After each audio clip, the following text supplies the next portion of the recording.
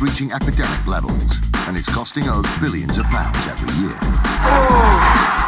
Deliberate crashes, bogus personal injury claims, even phantom pets.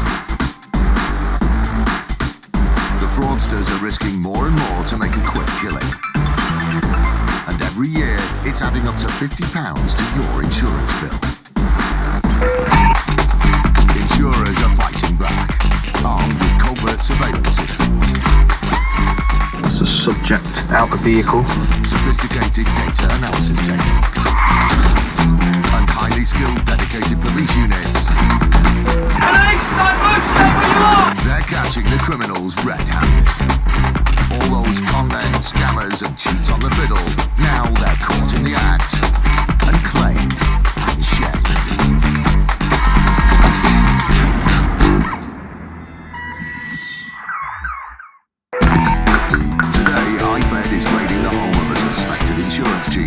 The officers have found a handgun. Quite possibly everything in this house has been purchased from the proceeds of crime. An aircraft manufacturing giant fights a fraudster. I've seen an awful lot of these over the years, but it was still pretty staggering to watch. And a smashed up sports car is at the centre of a whodunit mystery. He was saying the rear end was completely smashed up. She said there was minimal damage to the rear end of the car. Photocopying can be pretty dull. Sheet after sheet after sheet, followed by collating and stapling ad infinitum. Imagine doing it all day. That's what Adam Roberts used to do for a commercial airline manufacturer. His career wasn't always this humdrum. Up until October 2007, he used to make these. Some of the biggest planes in the world. Adam Roberts was working as an apprentice aircraft electrician. He was working in an aircraft factory, helping to apply parts to aircraft wings.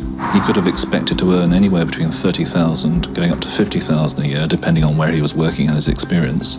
The accident was on the 15th of October 2007, and what he said was that he slipped on debris while he was working.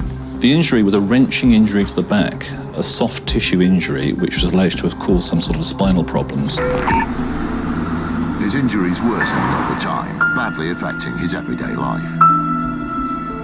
Before the accident, he'd like to go horse riding, playing golf, cycling and other such activities. But as a result of this accident and his supposed disability, he could no longer do that. He said that he had to use a crutch all the time, and often two crutches. Due to his injuries, Adam was no longer capable of doing his job as an aircraft electrician.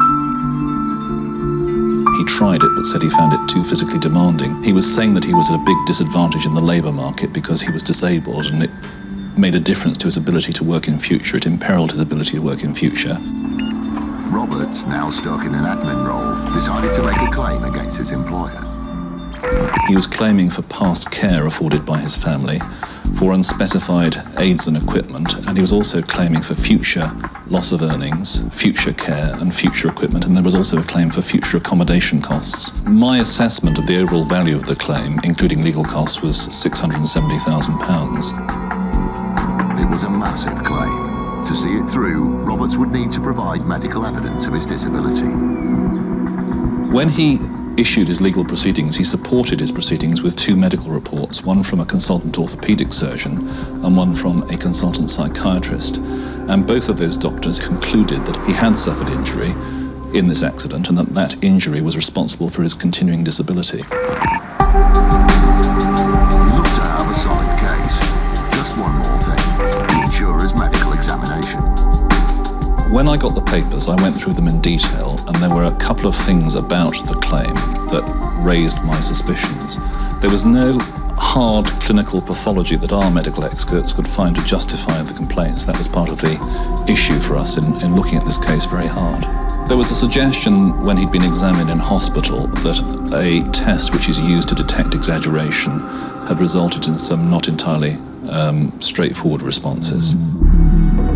Nothing conclusive had come from the medical reports, and with suspicions raised, the insurer set out to discover the real physical state of Adam Roberts.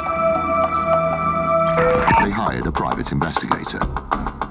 He was put under surveillance for a period of 3 days in June 2011. For From our point of view, the surveillance on the 17th of June was the crucial surveillance. What it showed Mr. Roberts doing was, after having come home from work on the Friday afternoon, it was a Friday afternoon, he then drove to a house which we now know to have been a house his mother had just bought. In accordance with his claim, we should expect to see a badly disabled Adam Roberts using crutches and only capable of walking short distances at a time. Here he comes now. I've seen an awful lot of these over the years, but it was still pretty staggering to watch. An industrious Roberts emerges from the house and proceeds to dump the contents of a gutted bathroom into a skip. Firstly, he was shown putting some large pieces of board into the skip, and not just putting them in, but ramming them in, breaking them on occasion, and sometimes bashing them on the side of the skip. Then, I think, as I recall it, he and his mother brought out a bath between them, but he was the one who picked it up and upended it into the skip. He brought out a lavatory system, there was a wash basin, there was a fire surround that he spent quite a lot of time bashing around and trying to get into the skip. There were bags of rubble, and you could see from the way that he was carrying them that they weren't lightweight bags of rubble, they were builder's sacks, and they were heavy, and he was emptying those into the skip. There was dust everywhere. And there were a number of items which he was trying to break up and bashing against the side of the skip. And it culminated, as I recall, with Mr. Roberts actually jumping into the skip and actually tamping stuff down with his feet, jumping up and down on the stuff a little bit, and generally trying to settle stuff down the skip by being in it. And that's the point at which, I just thought, oh dear. Roberts had tried to get a massive payout from the insurers. They weren't happy. They decided to take him to court. The reason for doing that was that we and the insurers felt it was necessary to send a message to people that they just can't do this and expect to get away with it. The judges said that they felt that he was somebody who was prepared to lie to achieve his aims. Adam Roberts was found guilty of contempt of court. He was sentenced to 6 months in jail. It seems such a shame. He'd qualified as an aircraft electrician, and to lose all that for the sake of exaggerating his symptoms is inexplicable to me, really. I just don't understand why he did it. No, I don't think insurance fraud is ever worth the risk. It is fraud. People have, I think, kidded themselves into thinking they won't be found out. They will get found out, and when they get found out, as Adam Roberts' case shows, the consequences are very, very serious indeed. You can end up ruining your life. And for what? An injured man makes a £17,000 claim. He stepped out of the car and put his foot onto a manhole cover, and the manhole cover collapsed. And a fast car turns away. In most cases, they normally take a hammer to the back of it. Insurance fraud is on the rise, and if you have insurance of any kind, you're footing the bill. But the fraudsters have an ominous enemy. IFED is a 35-strong unit that works tirelessly to hunt down and prosecute insurance fraudsters wherever they may be throughout England and Wales. Through a combination of investigation, industry connections and surprise, they've made over 300 arrests and stopped millions of pounds from going to the criminals. Money which ultimately goes back in our pockets. If you're thinking of committing insurance fraud, I'd say to you, think again, because there's every chance that IFED could come knocking on your front door. Police, don't move, stay where you are! It's 7:35 a.m. In an attempt to stop the activities of a suspected fraud gang, the Insurance Fraud Enforcement Department is simultaneously executing raids at multiple addresses. IFED's Declan Malone and Simon Stiles are heading to the address of the suspected ringleaders. This morning we're off to an address which is the home address of the main suspect in a fake claims management company where he's setting up fake policies online and making claims on accidents that have never occurred, and it's believed that the perpetrators have managed to have achieved something like £250,000 from their claims so far. The guy should be at his home address with his wife, who's also going to be arrested. It's one of 6 search warrants that are being issued simultaneously. Alex, hi. Yeah, we're just plotting up now. We'll be good to go in about 5. Because it's the house of the suspected ringleaders, as well as making arrests, they expect to find potential evidence of the gang's activities. It could be a big search. Declan and Simon are joined by representatives from the Ministry of Justice, local police, and the head of IFED, DCI David Wood.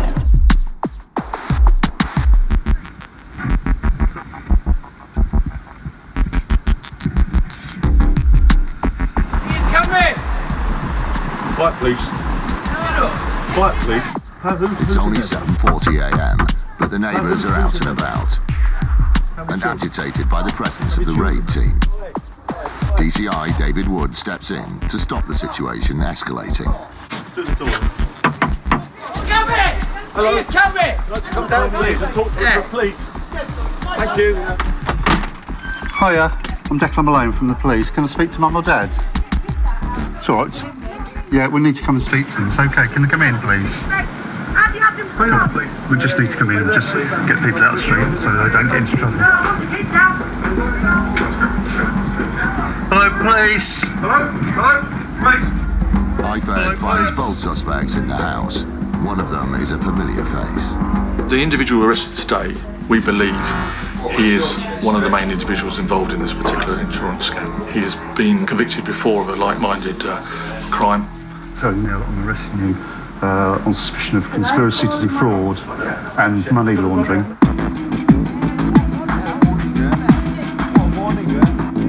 Both suspects are taken to a local police station for questioning. That's half the job done at this location. We've taken away the main suspect and his wife. He's been arrested for conspiracy to defraud and for money laundering. She's just been arrested for conspiracy to defraud.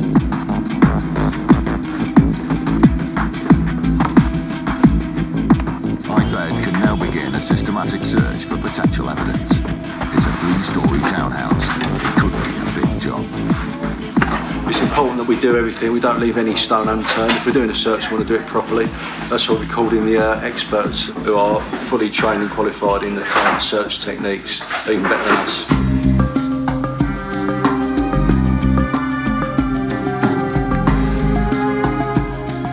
The townhouse is new and fairly high spec. Its quality raises the suspicions of IFED's financial investigator, Simon Stiles. From the inquiries that I've made, I can see no trace of the family, any member of the family actually working. I've just to check on whether they're actually in receipt of any benefits. But this house, looking around it, there's a lot of nice stuff, whether it's clothes or material goods, and it's quite possibly that everything in this house has been purchased from the proceeds of crime.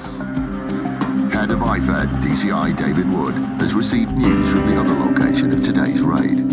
Just received some breaking news from one of the addresses. The officers have found a handgun. They're not sure exactly what it is and what it isn't, so they've called out the local police firearms team to come and make it safe and identify exactly what the weapon is.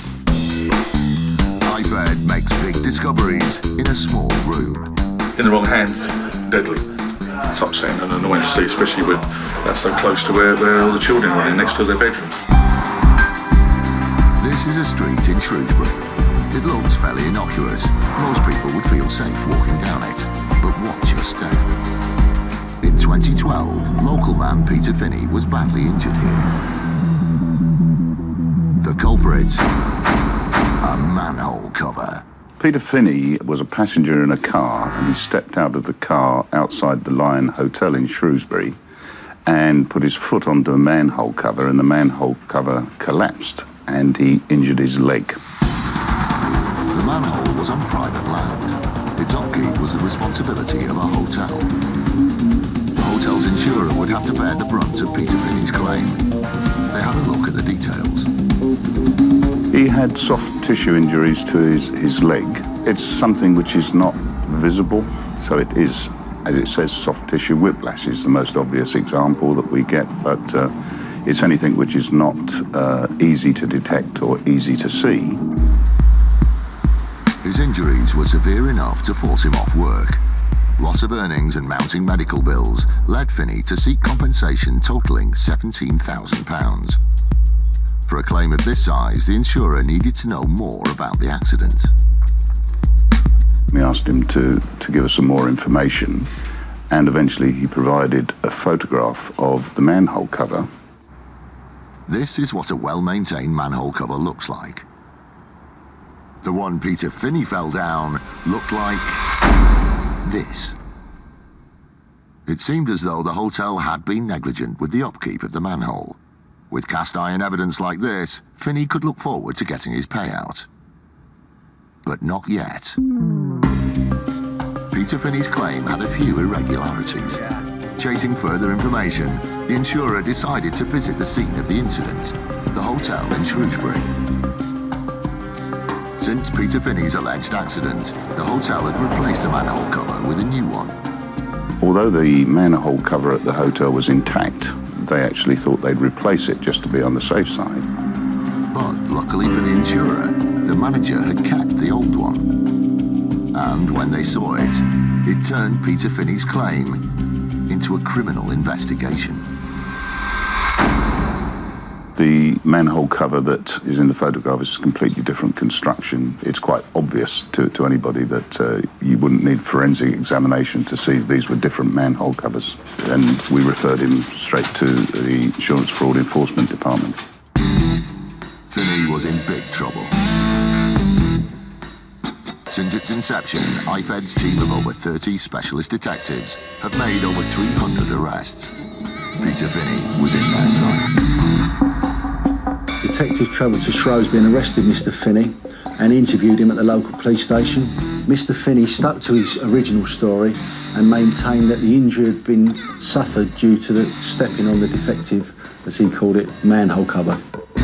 Faced with a stubborn suspect, IFED decided to take the case to court, causing Peter Finney to crack. On the 31st of January 2013, Mr. Finney attended Shrewsbury Magistrates Court and entered a plea of guilty to the charge of fraud by false representation. Peter Finney was sentenced to 18 weeks imprisonment, suspended for 12 months, and ordered to do community service. It would have impacted on the hotel because there they are running their business when somebody chooses them to be the victim of a fictitious claim, and ultimately will impact on the premium that they'd have to pay had this person been successful in getting away with their scam. Jeremy Clarkson doesn't care for them, but many do. Porsche cars have always been associated with speed and style, and most people would agree they're not cheap. So when one takes a shunt, it generally results in a big insurance claim. The black car in this tunnel is a Porsche. Right behind the Porsche is a van belonging to Doncaster County Council. The driver of the Porsche, Mark Smith, is pretty annoyed right now, as the white council van has just smashed into the back of it. Luckily, the road layout meant the crash wasn't at high speed, so no one was seriously injured. At the time of the accident, according to our expert report, the van wasn't going more than 30 miles an hour, nor was Mark Smith. Even at that speed, fixing a Porsche doesn't come cheap. The repair costs came to £27,000. Mark Smith also filed a claim for whiplash and for the cost of a hire car until his was fixed. All in, the insurers of the council van were potentially facing a £100,000 claim. He would have got a high-end vehicle because of the Porsche he was driving, so he would have got like for like. So you're looking at a lot of money each day. It soon starts adding up. Before they could pay out on the personal injury claim and hire charges, the insurers needed to make sure all of the claims paperwork was in order. That's when they spotted a problem. They became suspicious when they obtained a statement from the van driver. When her statement came in, there was ambiguities between what she was saying and what Mark Smith was alleging. He was saying the rear end was completely smashed up. She said there was minimal damage to the rear end of the car. It was a big difference in opinion. Did the Porsche suffer massive rear-end damage, or just a small dent? The insurance company sent out a specialist examiner to look at the vehicle and find out whose statement was more accurate. When the examination took place, photographs were taken. Now, the rear end of this vehicle is completely smashed up. Pictures can prove that. The Porsche looked to have been severely damaged, which backed up owner Mark Smith's version of events. But before they paid out, there was one last question. why did the driver of the council van say that the Porsche drove off with a small dent in its rear? The insurers had one last thing to look at. The tunnel itself has got CCTV both at the beginning and at the end of the tunnel. When they played the CCTV footage, this is what they saw. What happened was Mark Smith came into the tunnel in the outside lane, which was completely clear, no traffic in front of him whatsoever. Van was driving on the near side lane. He suddenly pulls in front of the van and then slams on his brakes and does an emergency stop, causing the van to then rear shunt him. It looked like what's known in the business as a slam-on, a simple form of crash for cash. But Smith claimed to have good reason for his drastic manoeuvre. He was stating that he pulled into the near side lane and had to do an emergency stop because the vehicles in front of him were braking. When you look at the CCTV, they weren't braking. You could see a slight brake on the vehicle in front of him, but not enough for him to do an emergency stop. Mark Smith's case was falling apart, and if DC Kate Sibley needed one further piece of evidence against his claim, she had it. Remember that photo of his Porsche with the rear end smashed up? That's what he was stating happened in the tunnel, but it can be physically seen. Him coming out of the tunnel, the spoiler is still totally intact, very little rear end damage compared to what was seen in the photographs. The driver of the council van had said all along that the Porsche had driven away with a minor dent to its rear, and she was right. In order to maximise his claim, Mark Smith had further damaged his vehicle after the incident. In most cases, they normally take a hammer to the back of it, to the rear end of it, and smash it up like that. In this case, I don't know how he did it, and he never stated how he did it. Mark Smith pleaded guilty to 2 counts of fraud by false representation and was given a suspended 6-month jail term in order to complete 140 hours of unpaid community work.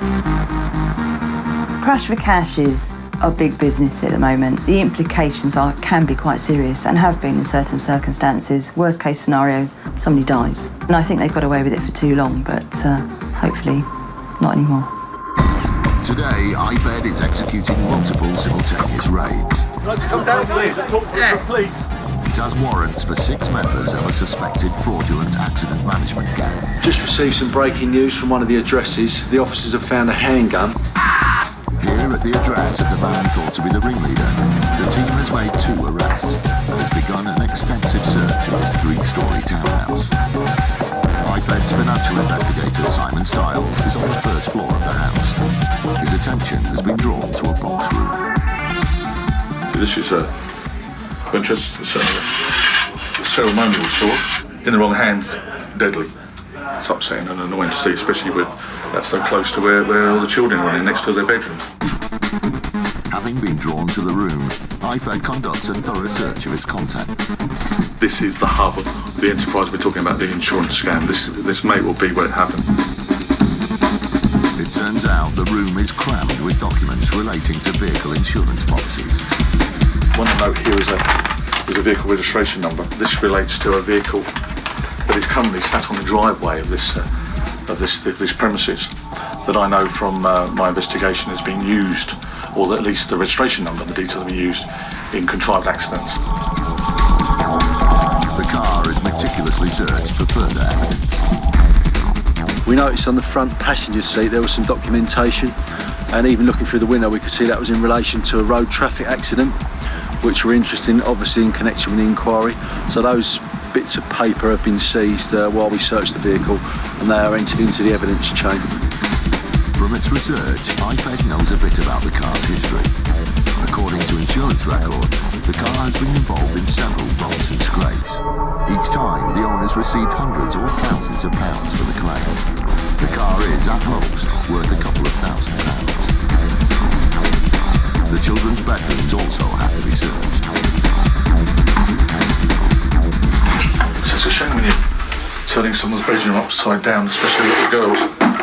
But unfortunately, people do hide things in strange places, and what I'm going to tend to do is be sensitive as possible and look at things, and if I don't need them, I'm going to put them back exactly where I found it, so there's no disruption to their lives. We're looking at like SIM cards and credit cards and things like that can be stuck underneath things that you wouldn't normally, if you open a drawer, you wouldn't normally see.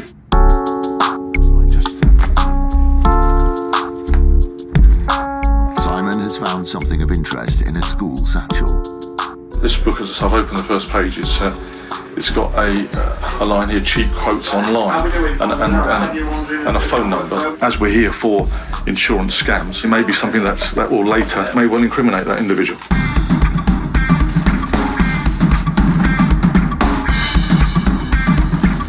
Simon heads to the box room and removes what may be the heart of the operation. This, I believe, is a storage unit that any history of any of the contrived accidents, any of the claims, any of the setting up of the claims management companies. There's been a number of claims management companies that have been set up, so anything that has been used in the contrived accidents may well be stored here. So this may well be hold the key really to what we're all about.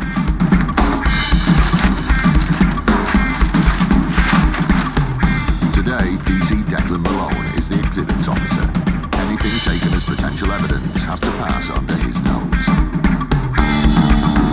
See, so far we've received vehicle documentation, logbooks, we've received computers, we've also got storage data devices that have been seized, so we're quite happy with what we've got so far.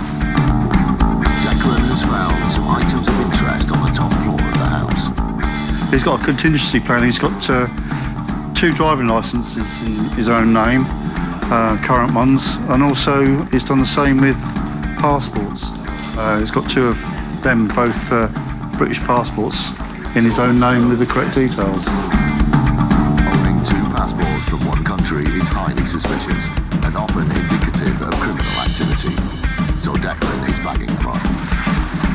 Every room of the suspected ringleader's house has been searched. iPad has found a bootload of potential evidence. This part of the multiple raid is done, and there's been a good result at the other raid location.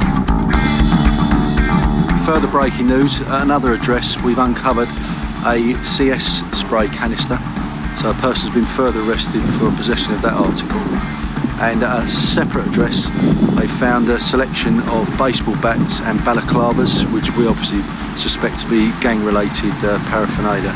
So again, they'll be in the evidence chain, and questions will be asked of the suspects when they're interviewed later today. A good day at the office for DCI Wood and his fraud-busting team.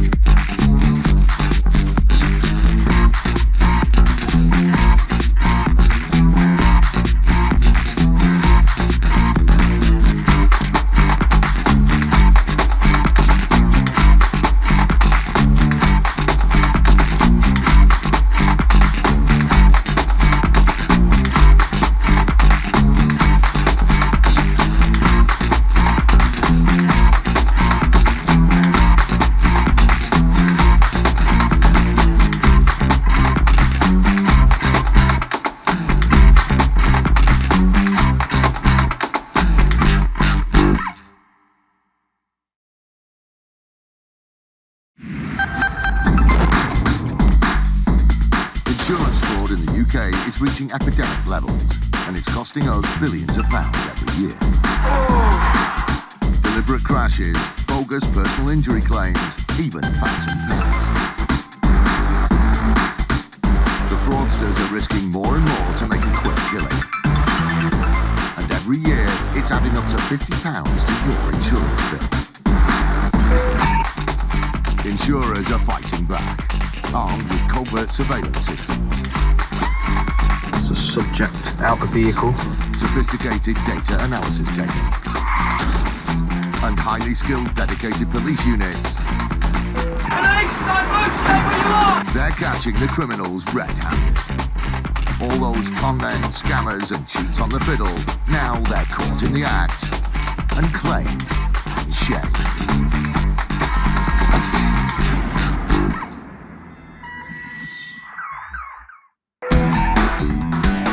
Man versus the food line, as a trip leads to a huge personal injury claim. There is a more sinister underlying background to this. A specialist fraud buster Police are on the hunt for two men suspected of defrauding a charity.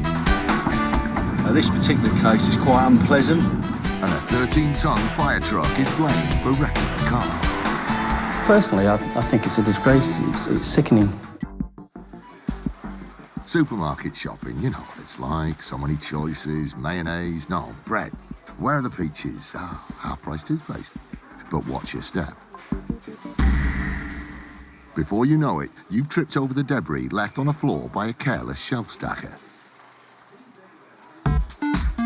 This is a supermarket in Northern Ireland. The man on the floor, Daniel Braniff, looks to be in a lot of pain. That's because he's just taken a hard fall in this food aisle. The culprit, some of this. The allegation was that he fell over some plastic banding in the shop. What had started out as a trip to the supermarket was now going to end up as a visit to A&E. He went to the hospital and sought treatment for this soft tissue injury to his left side. With an injury that could potentially hinder him for months, the crocked Daniel Braniff decided to make a claim against the supermarket. Mr. Braniff brought the claim to our attention the day after the alleged incident. Slipping in a supermarket is not uncommon, and it's why supermarkets pay a lot of attention to ensuring that their aisles are clean and clear. It seemed the supermarket Braniff had been shopping in hadn't been so diligent with its tidiness. It was looking like a potentially costly mistake. Daniel Braniff submitted a £12,000 injury claim against him. And he had a piece of physical evidence to support his claim, in the form of the plastic strap, which he'd scooped up after the accident. Solid evidence or not, the claim would have to be thoroughly checked. The expert handlers of the insurance company dealing with the case set about their work. Very soon, alarm bells were ringing. The insurance company felt that this claim needed a closer look. They requested to see the CCTV footage from the supermarket at the time of the incident. In the footage, you'll see Mr. Braniff talking on his mobile phone and walking around the store. All fairly innocuous. But when Daniel Braniff finishes his phone call, his actions take a bizarre twist. When we first saw the video containing Mr. Braniff's accident, frankly, we couldn't believe that he had the effrontery to make a claim for this. That's because the footage does not reveal Daniel Braniff innocently walking into the plastic hazard in front of him, as his claim would have you believe. Instead, it shows this. Braniff, fully aware of the plastic strapping on the floor, executing an extremely unconvincing trick. There's no sophistication to this attempted fraud at all. It is really quite comical. The whole farce begins 40 seconds before the trip.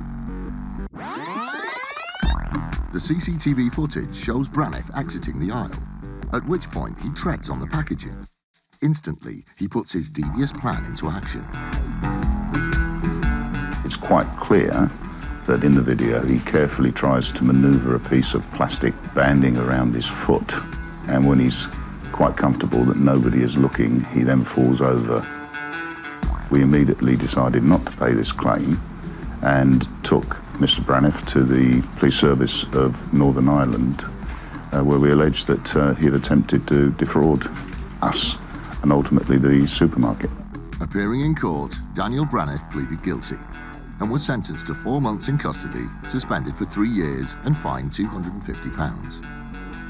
When we saw the footage, it was one of those that drew people around to look at it. But there is a more sinister underlying background to this, because ultimately this person is making a substantial claim for damages against the supermarket and ultimately the insurer, and it is clear out-and-out fraud.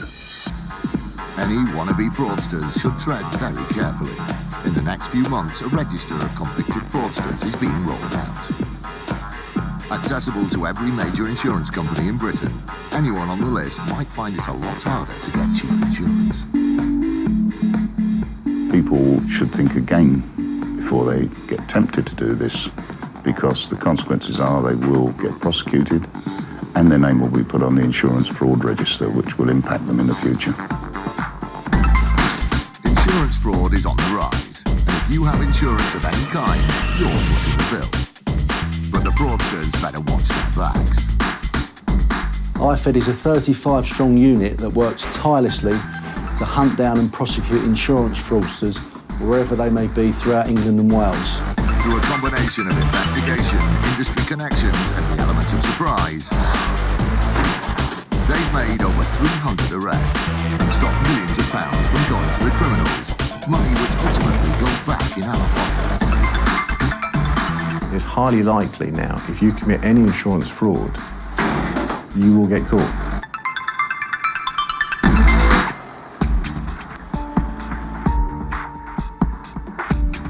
It's 6 a.m.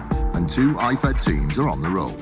The two teams are 90 miles apart, but both heading to raid locations linked to a single bank account. Head of IFED DCI David Wood is attending the operation. We're on our way to our suspect's address.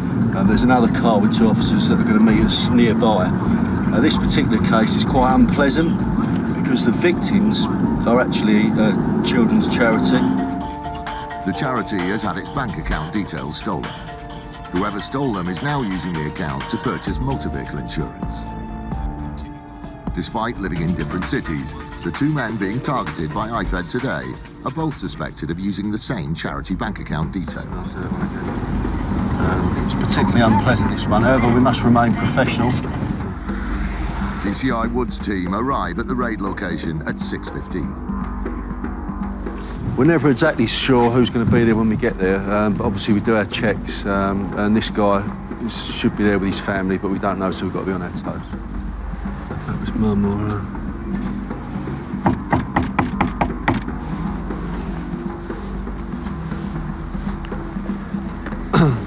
That's the IFED knock on the door.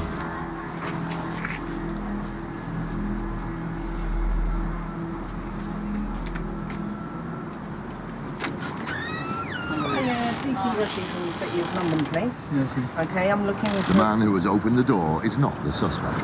Okay, and I believe that he resides here. Yes, yeah. Is he around at the moment?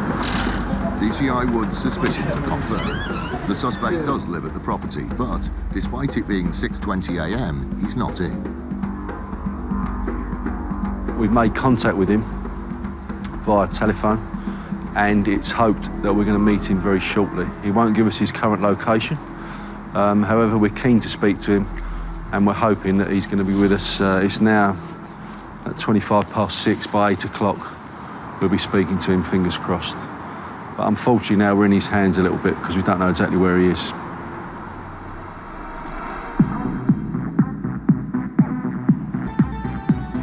"90 miles away, the other IFED team is closing in on its raid address. We're all travelling now in convoy to the address where we hope to find our suspects.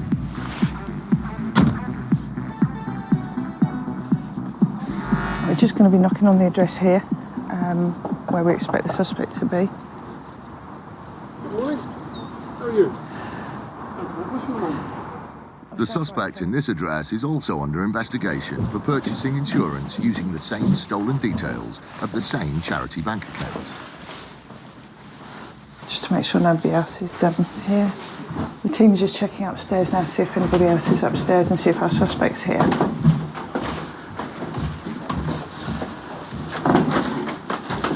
Come through here, Goodin.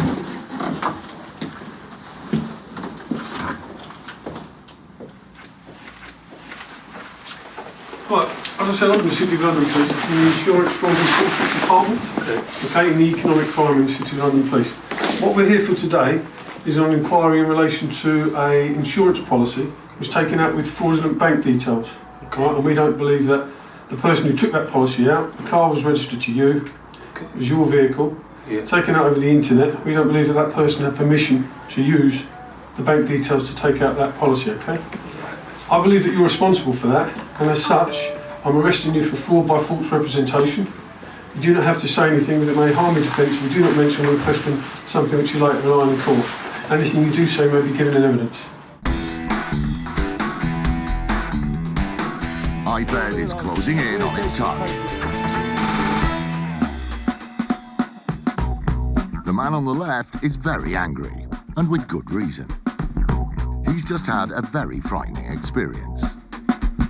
He was in the passenger seat of the black car when a fire engine smashed into it. He claimed that we hit his vehicle with sufficient force to actually lift it up off the ground, push it towards the pumps on the station forecourt, and as a result of that heavy collision caused him whiplash injuries. A fire engine is not the kind of vehicle you want to tangle with. The average fire engine is 7 metres long, 2.5 metres wide, and weighs in at a hefty 13 tonnes. It's easy to understand how a behemoth like this could wreck a car and damage your neck in one swipe. Immediately after the crash, 2 men came over to our vehicle. Our driver and the officer in charge of the vehicle got out, had a word with them, had a look at the damage to their vehicle and the minor damage to our vehicle, exchanged all our insurance details, and then we basically got back on the fire engine and left the scene. The claimant's whiplash wasn't going away, and there were further complications to come. He claimed injury to his neck, his shoulders, which was quite severe for the first 2 months. They lasted 7 months in total. He also claimed he'd suffered psychiatric injury and had flashbacks for 3 to 4 weeks, and he was anxious driving his vehicle for a total period of 4 months. The severely inconvenienced crash victim decided to make a claim against the Greater Manchester Fire and Rescue Service. That claim was valued about £10,000, taking into account his damages, his own solicitor's costs and the cost to the Greater Manchester Fire Service. It was an annoying situation for the fire service. Because it self-insures, the £10,000 was going to have to come out of its own pockets. This isn't something whereby the insurers are being affected by it. It's actually the public organisation that's being affected by it. And any kind of money that goes out of the organisation without good cause will have an impact ultimately on frontline services. Before the £10,000 could be paid out, as standard, the Greater Manchester Fire and Rescue Service needed to check their own incident report against the claim. There were some inconsistencies with the claim which caused us to look at it in detail. The fire engine suffered minor cosmetic damage to the handle of the locker and the front indicator. The firefighters hardly noticed the incident at all. They only became aware of it when they heard the car horn. Suddenly, the brakes were put on the claim. The fire crew's version of events were in stark contrast to the claimant's description of being in a car that was thrown in the air. The fire brigade, wanting to know more, decided to roll out some technology. The cameras that we have on board, there is one pointing in every direction. There's one in the front cab, there's one on either side, and then there's one at roof level on the rear of the vehicle. Luckily, one of the cameras had a clear view of the garage forecourt. Everyone was about to find out what happened on the day of the collision. Garage forecourt was quite busy on that night, and at the same time there's a car wash that wasn't that far away from where the actual vehicle was parked, our vehicle and their vehicle was parked. So then when our fire engine came to drive away from the pumps, it was a really tight turn. And here is the video footage. Just as the claimant reported, the fire engine rams into the front of the parked car, sending it and its occupants flying towards one of the petrol pumps. Hang on, did I just miss that? Nope, the car doesn't move at all. The CCTV footage showed the fire engine moving off very slowly, turning across the front of the claimant's vehicle, and it shows the touching of the vehicles. You can see from the CCTV footage that the vehicle moves hardly, if at all. The collision wasn't dangerous in any way. From the CCTV footage, this was a really low-speed, minor collision, and the estimate is that we were doing less than 5 miles an hour. Flying cars, whiplash and psychological damage, all a lie.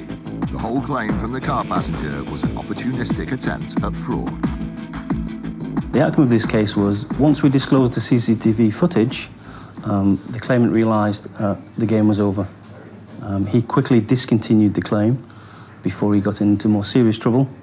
Unfortunately, he had to repay nearly £6,000 of legal costs to the defendant. He put himself at risk of a criminal prosecution, and it was reported in the local newspaper, the Manchester Evening News. Well, personally, I think it's a disgrace. It's sickening. These people put their lives on the risk every hour of the day, protecting us, our families, our children, our property, and this is how they're repaid by some sectors of society. It's disgraceful, unbelievable.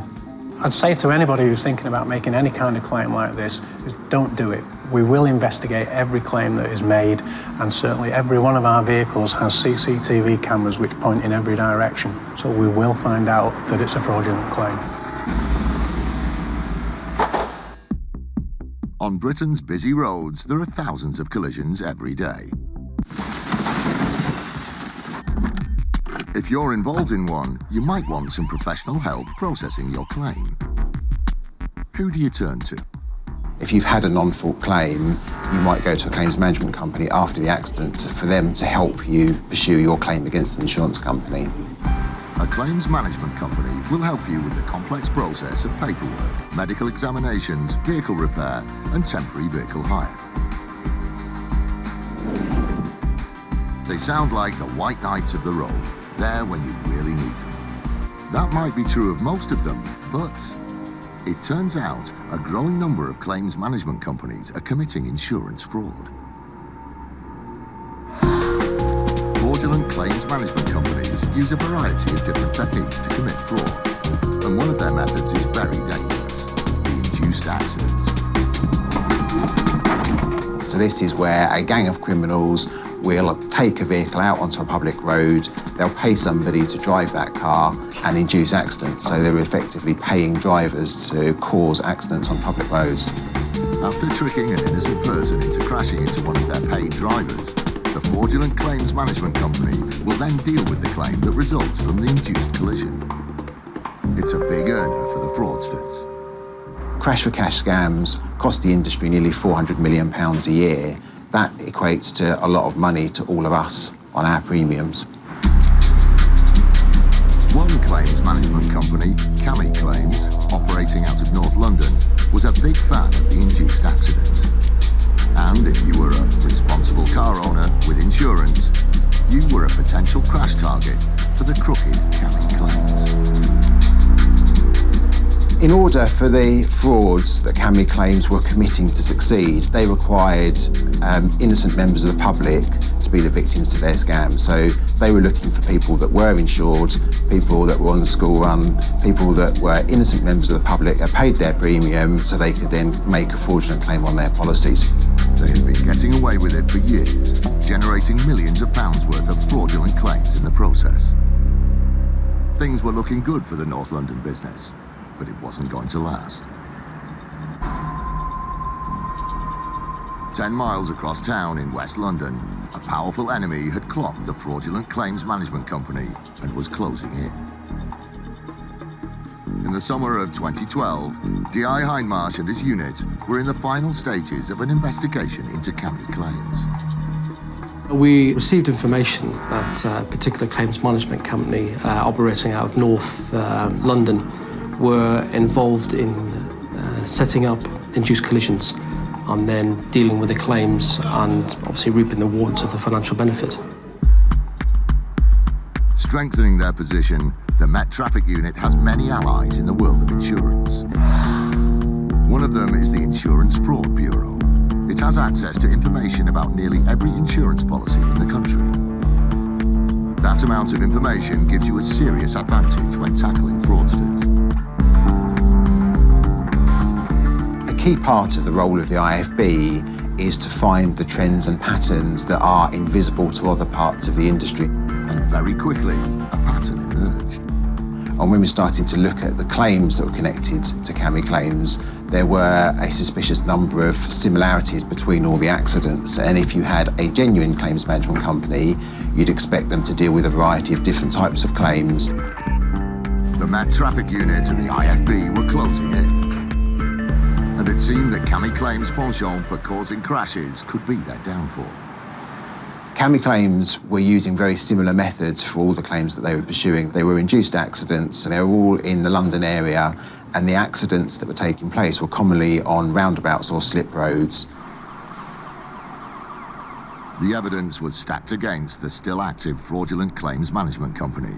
DI Hindmarsh was ready to pounce. In the summer of 2012, we filmed the Met Traffic Unit as they brought down the fraudulent Cammy claims. They were an organised criminal gang that needed to be stopped. Once we were happy, we'd looked at all of the evidence that we had. We took the steps to obtain a number of search warrants. I'm outside the accident management company now. On the day of the raids, we did 3 search warrants. One on the claims management company, which resulted in some cash and some fraudulent documents have been recovered. This was one of the biggest fraudulent claims management companies ever investigated. The evidence trail continued. We then went to the address of one of the claims management company owners. Mr. Please, can you open up, please? Needing more evidence, the Met Traffic Unit was very keen to gain entry to the flat.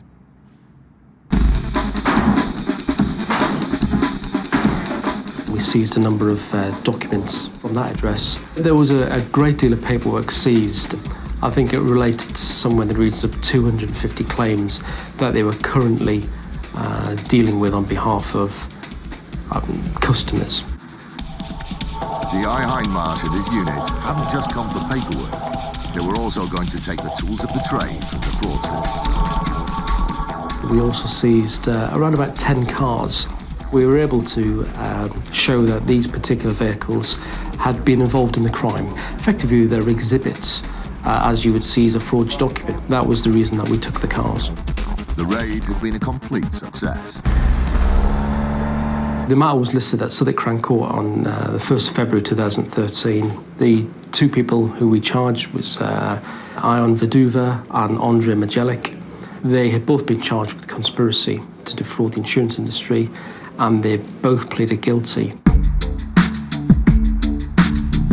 Another crash for cash gang had been brought down by the Met Traffic Unit and the IFB, making our roads a little bit safer to drive. It's important that claims management companies like Cammy Claims are shut down. It's not a victimless crime. Firstly, in order to make a lot of these claims, innocent members of the public's safety is being put at risk. Secondly, insurance companies are not the only people that pay for this fraud. Ultimately, as consumers, we all pay for the cost in our premiums.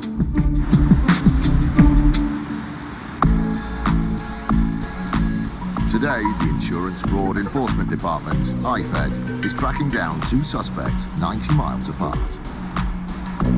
Both suspects are alleged to have used stolen bank account details in order to purchase vehicle insurance. This particular case is quite unpleasant because the victims are actually a children's charity. The team, led by DCI David Wood, is lying in wait for its suspect, who wasn't at his home address this morning. 90 miles away, the other IFED team has arrested its suspect.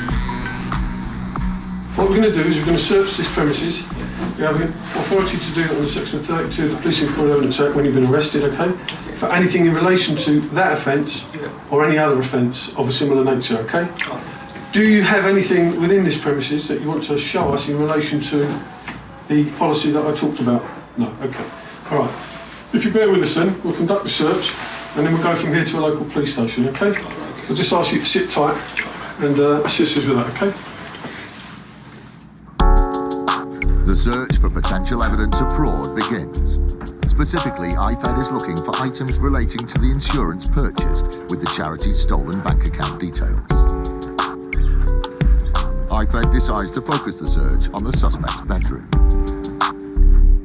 1 or 2 items in here that I'll be looking to seize: a computer, because he's taken out the policy using the computer.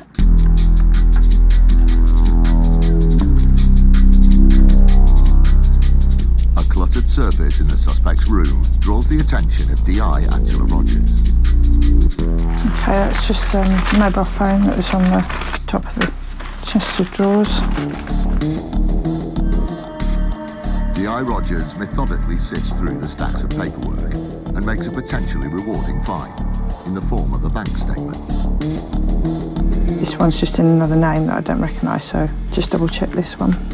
Be concerned as to why they've got a bank account opened in somebody else's name. The address is for this address. I'd be concerned that maybe it's been opened in a false name. Amongst the clutter, DI Rogers unearths another vehicle registration document linked to the stolen bank account detail. This is a V5 document for the vehicle he'd insured using the charity trust account. The suspect is taken away for further questioning at a local police station. The search is over. It's been a very successful search as far as we're concerned. It's been a good result for this IFED team, but it's only one half of a 2-location raid. 90 miles away, DCI David Wood's patience has paid off. Come on, man. Let's have a chat in the car. After a 3-hour stakeout, his suspect has finally turned up. You'll realise we're decent people. Anything you do say may be given in evidence, and the offence that you're being arrested for is fraud by false representation. Okay, so what's going to happen now is that I'm going to make a quick phone call to the control room. They're going to allocate a police station for us, and then we'll go there, get you interviewed and get you back out. It took a little bit longer than planned, but DCI Wood is a happy man. The investigation is now fully underway. Suspects are in custody, so it's been a successful morning, albeit it didn't go exactly to plan, but sometimes these things don't. But both suspects are now in police detention, which is the objective of the exercise. A great outcome for both of IFED's teams in their ongoing fight against the crime of insurance fraud.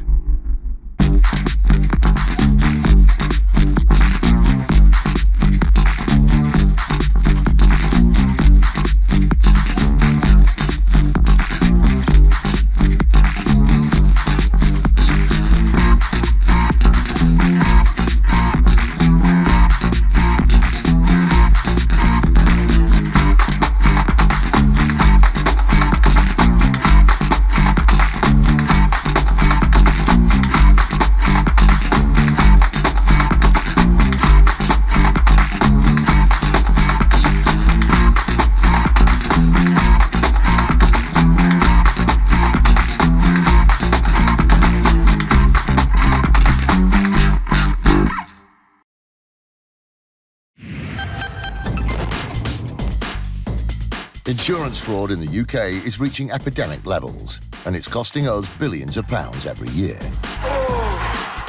Deliberate crashes, bogus personal injury claims, even phantom pets.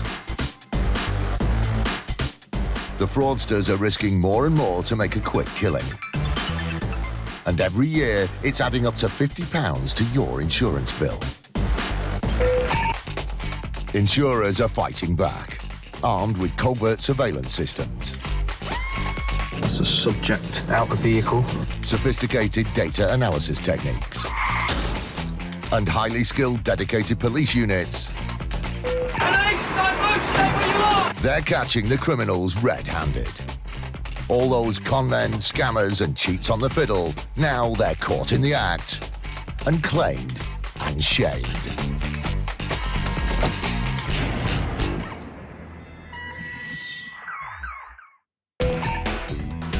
Today, the Met Traffic Unit collars some suspected fraudsters on an early morning raid. Do you work here, though? I don't work here. You seem quite at home. You're caught up and things. A lost dog at the centre of a pet insurance claim makes a remarkable comeback. Another local vet has just contacted me for the veterinary history of that dog that supposedly was washed off the cliff because it's just been registered with them. And a crash for cash gang is caught out trying to tangle with a truck. Experience tells you when you're viewing footage that some things are not quite right. This busy station is in Middlesbrough, in the northeast of England. Thousands of passengers pass through its bustling foyer every day. In the summer of 2011, it was the scene of a dangerous accident that led to a large insurance claim. Here's the man in question, moments before he fell and suffered serious injury. Lee Ingram from First Group's Transportation Claims Division worked on the case.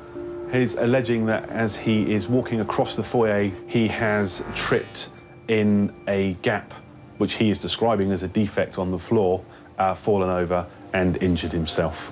The gentleman is alleging that from this particular trip he has sustained injuries to his head, causing an open head wound. Subsequently, he's then alleging that he has sustained dizzy spells and succumbed to headaches.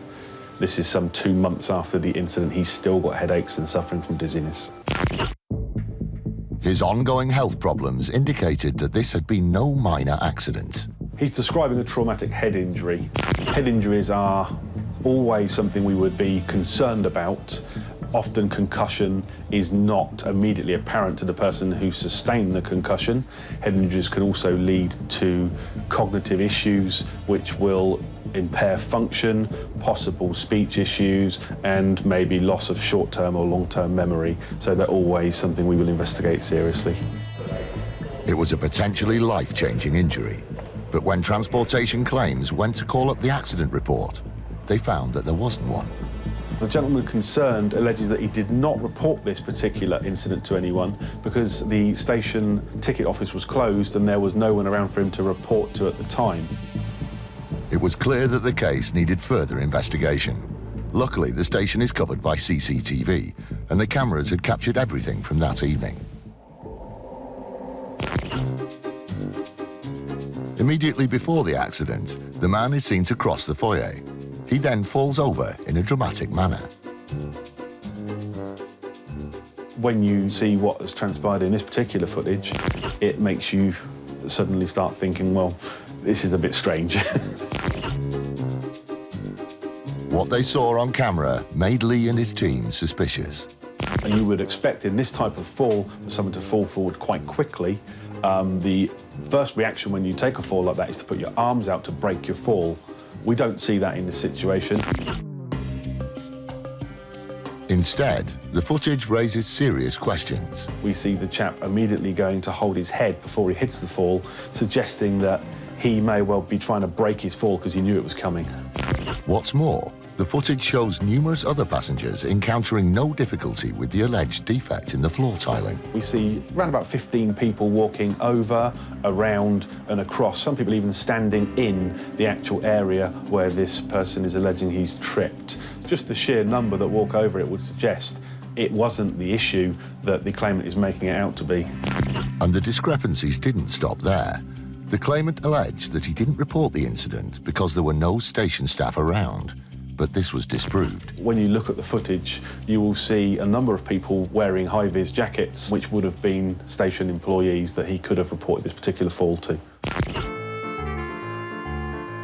But that's not all that's revealed by the footage. Perhaps the most telling piece of evidence was right at the beginning of the tape.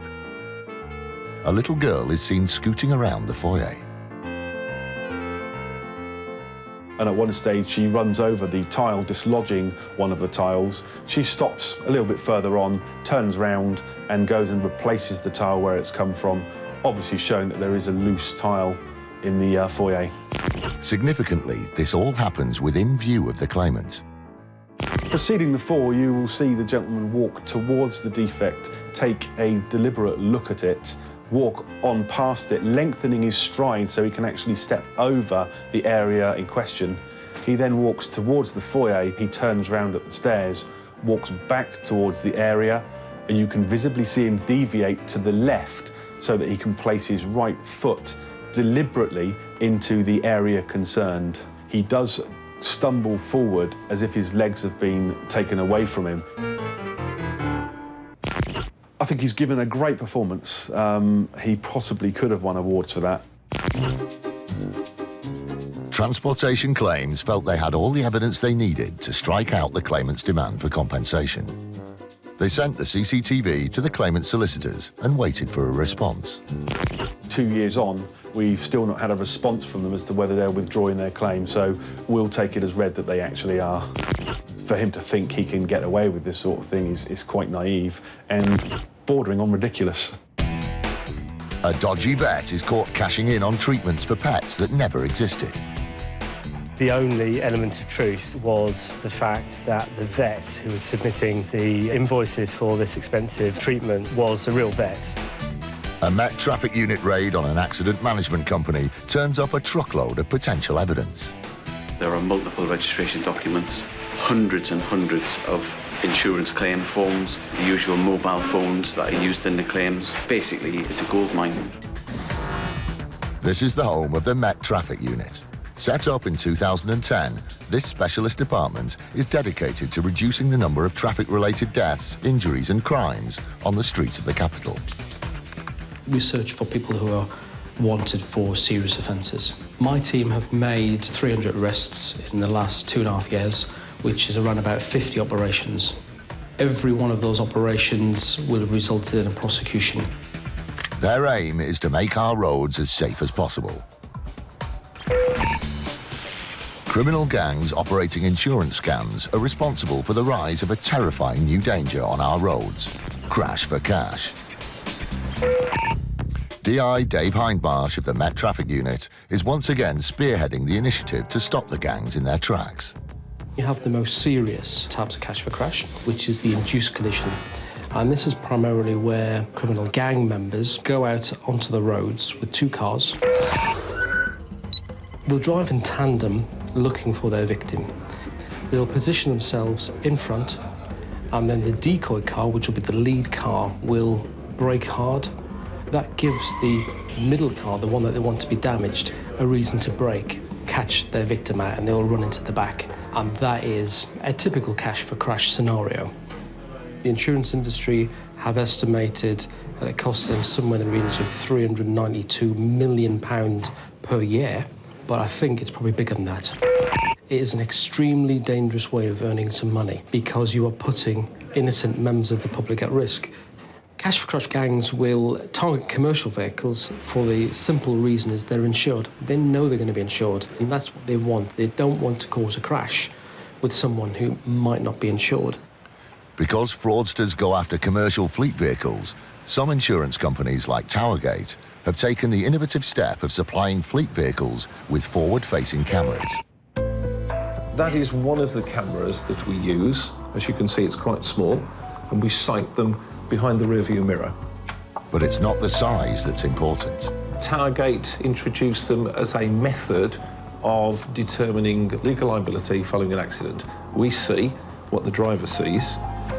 The cameras certainly proved their worth in the case of a collision on a busy A road in July 2010. One of their vehicles had hit the car in front. It sounded like a standard rear-end shunt, but the footage revealed something more sinister. They passed it to DI Hindmarsh. In the footage, what you see is a blue Mercedes and a black VW Golf. The black VW Golf is the decoy car, the car that's there to give the blue Mercedes a reason to brake. And effectively, the footage shows the two vehicles manoeuvring themselves in front of the lorry, and at the last moment, the black Golf brakes hard, turns left into a side road, causing the blue Mercedes to brake and stop, and the lorry crashes into the back with some significant rear damage. Experience tells you when you're viewing footage that some things are not quite right. It's quite a large impact. Now, the people involved in this are almost stunt drivers because I've watched that bit of footage several times, and at the last moment, just before impact, the driver of the Mercedes comes off the brakes and turns the steering wheel to the left. So therefore, he is hit, but he's almost pushed out of the way and round the corner rather than being pushed into incoming traffic. The shocking footage had actually captured a crash for cash gang in action, and the investigation eventually uncovered a huge web of criminality stretching across the country. The decoy car, the black Golf that you see in the footage, the driver came from Luton. The Mercedes that you see getting damaged, the owner of that car lives in London. One of the passengers in the car lived in Manchester, and the claims management company that were going to handle some of the aspect of this claim were in South Yorkshire. The Met Traffic Unit investigated the main players seen in the footage. We knew who the owner of the Mercedes was, and it was a matter of finding out who his associates were. Ansab Rizwan was the managing director of an accident management company in Yorkshire. His brother, Isham Gondal, was a passenger in the Mercedes, and Tariq Mahmood, we identified, was the driver of the decoy car. Dave Hindmarsh and his team had enough evidence to launch a full-scale investigation. It resulted in the accident management company in Yorkshire being subject of a search warrant, and we searched the premises and took all the files. That highlighted a number of other collisions in London, Manchester, and around the sort of the Luton, Bedfordshire area. The suspects were arrested, and the case eventually came to court. They all pleaded guilty. Tarek Mahmood was seen as the most serious of the people concerned. You know, he was the one that had caused the crashes at the end of the day. He got 12 months imprisonment. Ansab Rizwan and his brother Ilisham Gondel, they received suspended sentences and 180 hours unpaid work. And Nasser Khan, who was the gentleman who had allowed his car to be used, he received a community order as a result. So people who previously hadn't been in trouble with the police before have now got criminal records, and some have gone to prison. The sentences reflected the seriousness of the crime. Crash for cash at the end of the day risks injuring innocent people in a staged road accident. It's a very real danger. In February 2013, a gang was jailed for their role in the tragic death of a young woman caught up in a crash for cash accident. If a lot more commercial vehicles and even private cars were fitted with cameras, it would be a massive use to ourselves and the insurance companies. We think of the UK as a nation of animal lovers, but unscrupulous fraudsters are exploiting our furry friends in order to line their pockets. Disturbing figures from the Association of British Insurers show pet insurance fraud quadrupled from £420,000 in 2009 to almost £2 million in 2010. Simon Wheeler is Managing Director of Agria Pet Insurance. He reviewed a claim for a payout for a missing dog. It was a Staffordshire Bull Terrier. It was nearly 4 years old. The claimant contacted the company to explain what had happened to the poor pooch. The policyholder and the dog had been in Cornwall, near the seaside, and the dog had been washed out to sea off a rock, and that was the last the policyholder saw of the dog. This is quite obviously traumatic for the owner, because in the claim form she was very upset and the dog had been washed out to sea in front of her eyes, and she hadn't got it back. Despite the heartbreak of losing the dog, the policyholder would receive a silver lining in the form of a payout, and promptly sent through the documentation in support of the claim. The claim form was completed by the policyholder, and the full veterinary section was completed as well by her local vet. As part of the claims procedure, Agria contacted the veterinary practice associated with the dog to check the animal had been registered with them and that the vet who signed the form worked there. The veterinary practice instantly said, yes, this is one of our patients, and that this vet works at the practice. That vet at the time who had signed the claim form was on holiday when we contacted them, though. Nothing really led us to suggest that there was fraudulent activity on this claim, and indeed we settled the claim. Fairly low value for £300. But then Agria were contacted by the vet who had just returned from her holiday. She was pretty confident that she hadn't filled out the claim form, she hadn't signed the claim form, because as far as she was concerned, if she couldn't identify the pet and that the pet had died, she wouldn't have signed a veterinary certificate to say that it had died. The claim form was faxed through to the vet, who confirmed that it wasn't her signature and pointed out another discrepancy. The practice stamp that had been included on the claim form actually wasn't their practice stamp. So more than likely the policyholder had a stamp made up to add that level of authenticity to the claim. It seemed clear that Agria was dealing with a fraudulent claim. Although they'd gone to some lengths to create a genuine-looking form, they had totally underestimated the insurer's determination to stamp out fraud. We went back to the policyholder and said, we believe you're acting fraudulently, we've been in contact with the veterinary practice, and they didn't complete this claim form at all. Very shortly afterwards, we got a cheque in the post from the policyholder for the £300, a letter of explanation to say that somebody in the policyholder's household had completed the claim form and submitted it fraudulently. But the whole shaggy dog story didn't end there. 4 months later, Agria were contacted again by the dog's vet, who had uncovered a staggering new development. She rang up and said, you're not going to believe this. Another local vet has just contacted me for the veterinary history of that dog that supposedly was washed off the cliff because it's just been registered with them. It appeared that the dog had never been washed off a rock and drowned. It was alive and well and had just registered with a new vet. It's one thing for owners to attempt to pull the wool over insurers' eyes, but what really gives pause for thought is the behaviour of dishonest vets. Detective Constable Alex Cooley from IFED, the City of London's Police Insurance Fraud Enforcement Department, worked on one such case. His team was alerted to a pet insurance claim for veterinary work that appeared suspicious. We first received a referral from one of the insurance companies who had spotted the discrepancy between the work being claimed for by the vet and the fact that that type of work wasn't carried out by that particular practice. It didn't add up, and IFED carried out further inquiries.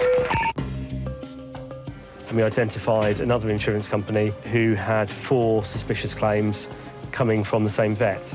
The man in question was Francisco Cruz, a vet working at a practice in Norfolk. We were looking at 5 claims in total involving both cats and dogs who were alleged to have chewed pieces of plastic, leading to medical difficulties and requiring expensive surgery. So, on average, the claims were coming out at about £2,500. The fact that all 5 claims were for a type of surgery that didn't take place at Cruz's workplace seemed suspicious, but more evidence was needed. When they looked into the identities of the policyholders, it seemed that they had the proof that they were after. The names that he was using were a sort of hodgepodge of members of his close family, but also his friends and even children of his friends. Couldn't detect any particular reason behind that other than sort of imaginative laziness. It turned out that every detail about the claims was false, even the pets themselves. The only element of truth was the fact that the vet was a real vet. So the vet was forging his own invoices in respect of work which was never carried out. And then he was making claims against the policies that he had totally made up concerning these fake pets. Cruz was abusing his position as a vet to pass off fake claims, but he hadn't covered his tracks, and the IFED team had enough evidence to arrest him. Cruz's motivation was clearly financial. And in order to pay off certain debts, he was making a fake claim at about a rate of 1 every year. In total, he made £10,000 from his offending. The case eventually reached court, and Cruz was found guilty. He was sentenced to a suspended 8-month jail term, 200 hours community service, and ordered to pay £10,000 compensation. But perhaps the greatest cost is to Cruz's professional reputation. Gordon Hockey is head of legal services at the Royal College of Veterinary Surgeons, the body that regulates every vet in the UK. All vets on becoming members make a declaration, in effect, to put the animals and the public first. And where veterinary surgeons are dishonest, commit insurance fraud, that's clearly not putting animals first and not putting the public first. And so it is taken seriously by the college. The vast majority of vets are law-abiding and are honest. So this happens very rarely. The most severe sanction that the RCVS can impose on a veterinary surgeon is to take their name off the register, to strike them off the register, which means that they can't practice and they therefore can't earn a living as a veterinary surgeon. Today, the Metropolitan Police Traffic Unit has assembled for a briefing about a raid they're about to carry out on an accident management company. Basically, Operation is around the accident management company. The Insurance Fraud Bureau have identified several claims which can be described as suspicious circumstances. We need to do a bit of investigation into the legitimacy of the claims that seem to be handling. They've been given a tip-off by the Insurance Fraud Bureau. Basically, today the intention will be to execute a search warrant at the address. Accident management companies process claims on behalf of victims of road traffic accidents.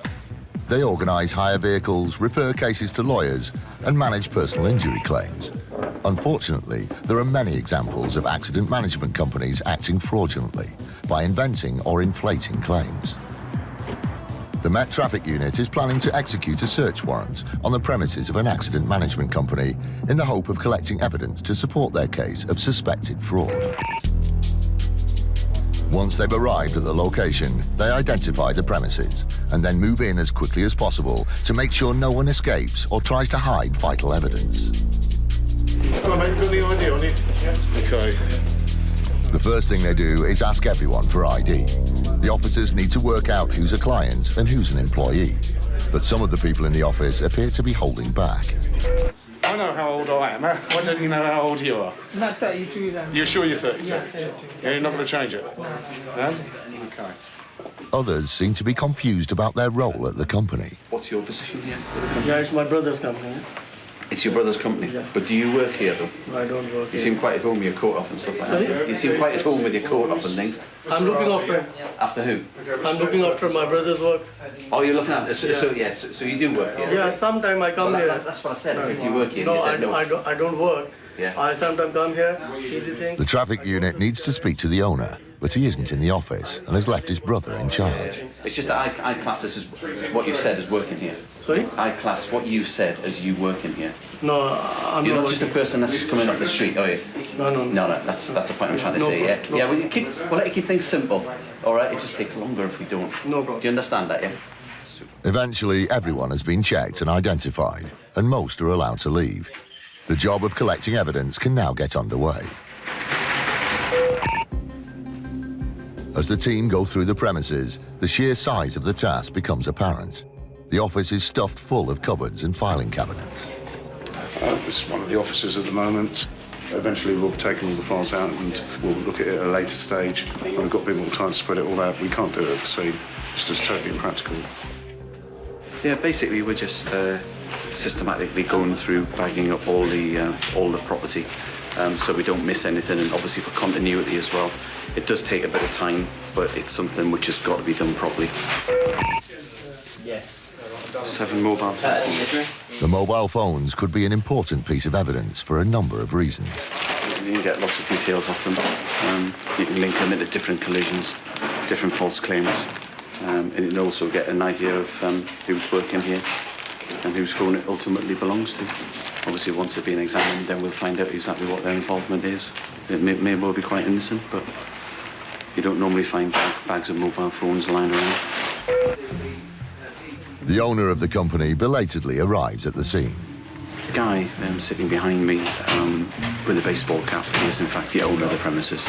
He's heard what's been going on because obviously his brother was here when we first entered the premises, and he's obviously come along to see what's going on. So he's taken away his business. It's important to follow up all the suspected evidence, and that includes keys to cars being stored or used for hire. Everything centres around the fact that some of the claims for car hires, car hiring, storage and that are believed to be fraudulent, so any of the vehicles are probably part of that as well. They're part of the overall potentially criminal enterprise that we're looking at. 30 keys here, but there could be more. So far, DC Tony Reckier is pleased with how well the raid is going. Well, we basically found things that we were looking for. There are multiple registration documents, hundreds and hundreds of insurance claim forms, the usual mobile phones that are used in the claims. Basically, it's a gold mine. DI Dave Hindmarsh has arrived at the location to oversee proceedings. The team have come down to execute a search warrant, and as a result there's been a large amount of property seized from the premises. The intention is a lorry will arrive and we will load all of the seized property onto the lorry, and in our leisure we will sift through it to see which bits are evidence and which bits are not. The team isn't taking any chances and has seized a huge volume of potential evidence, leaving the office practically bare. It's been several months in the planning to get to the stage that we are now, meticulously looking through records and investigating in the background before we came out today. The challenge is now to take it away safely. 4 crates, that's exactly what we're dealing with here, loads of property. Once the crates are full, the team moves on to the next stage in the process. They're just heat shrinking the packages to ensure the continuity and integrity of the exhibit. If they're heat shrinked at the scene, It's all documented. Nobody will say that it's been tampered with or anything's been added or taken away. It's all been documented what's gone in. So it's a good way of keeping stuff together. It will stay that way until they get opened and re-examined at a later stage. It's a really satisfying moment, this, watching all the bags being sealed up. We've got 2 large crates that have been sealed up now, and 3 filing cabinets all full of files. The sheer volume of work that's needed to trawl through the suspected evidence is proof of the Met Traffic Unit's commitment to stamping out fraud. They'll stop at nothing to make our roads safe.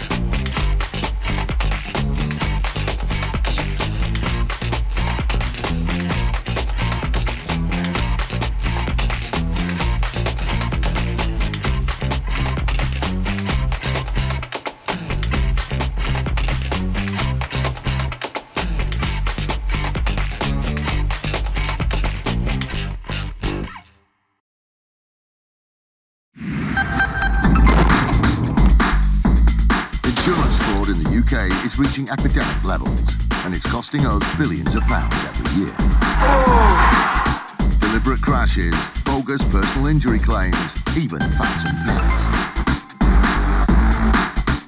The fraudsters are risking more and more to make a quick killing. And every year, it's adding up to £50 to your insurance bill. Insurers are fighting back, armed with covert surveillance systems. The subject out the vehicle. Sophisticated data analysis techniques. And highly skilled dedicated police units. They're catching the criminals red-handed. All those con men, scammers and cheats on the fiddle, now they're caught in the act and claimed and shamed.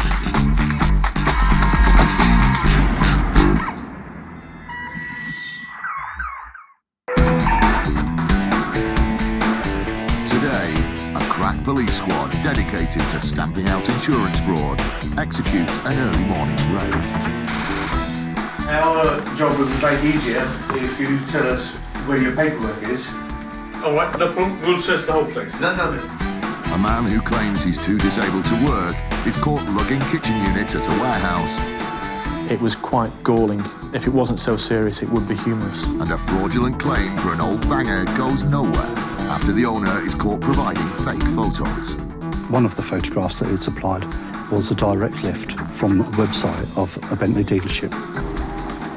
Building sites are known for strict health and safety regulations, but accidents do happen. In 2005, a fall from a vehicle like this resulted in a personal injury case so fiercely contested that it led to a change in the law. David Spencer from law firm Berryman's Lace Moore worked on the case. He started by looking into the man at the centre of the claim, Sean Summers. He says that he slipped from a stacker truck, which is a kind of JCB type vehicle. The injuries that Sean sustained were a fracture to his wrist, which was relatively minor and relatively straightforward. The fracture to his ankle was quite serious. It required pins being put in and a second operation for a bone graft. No one had witnessed the accident, and a judge ruled that Summers' employers, Fairclough Homes, were liable. The insurers would have to compensate him for any loss suffered as a result of the accident.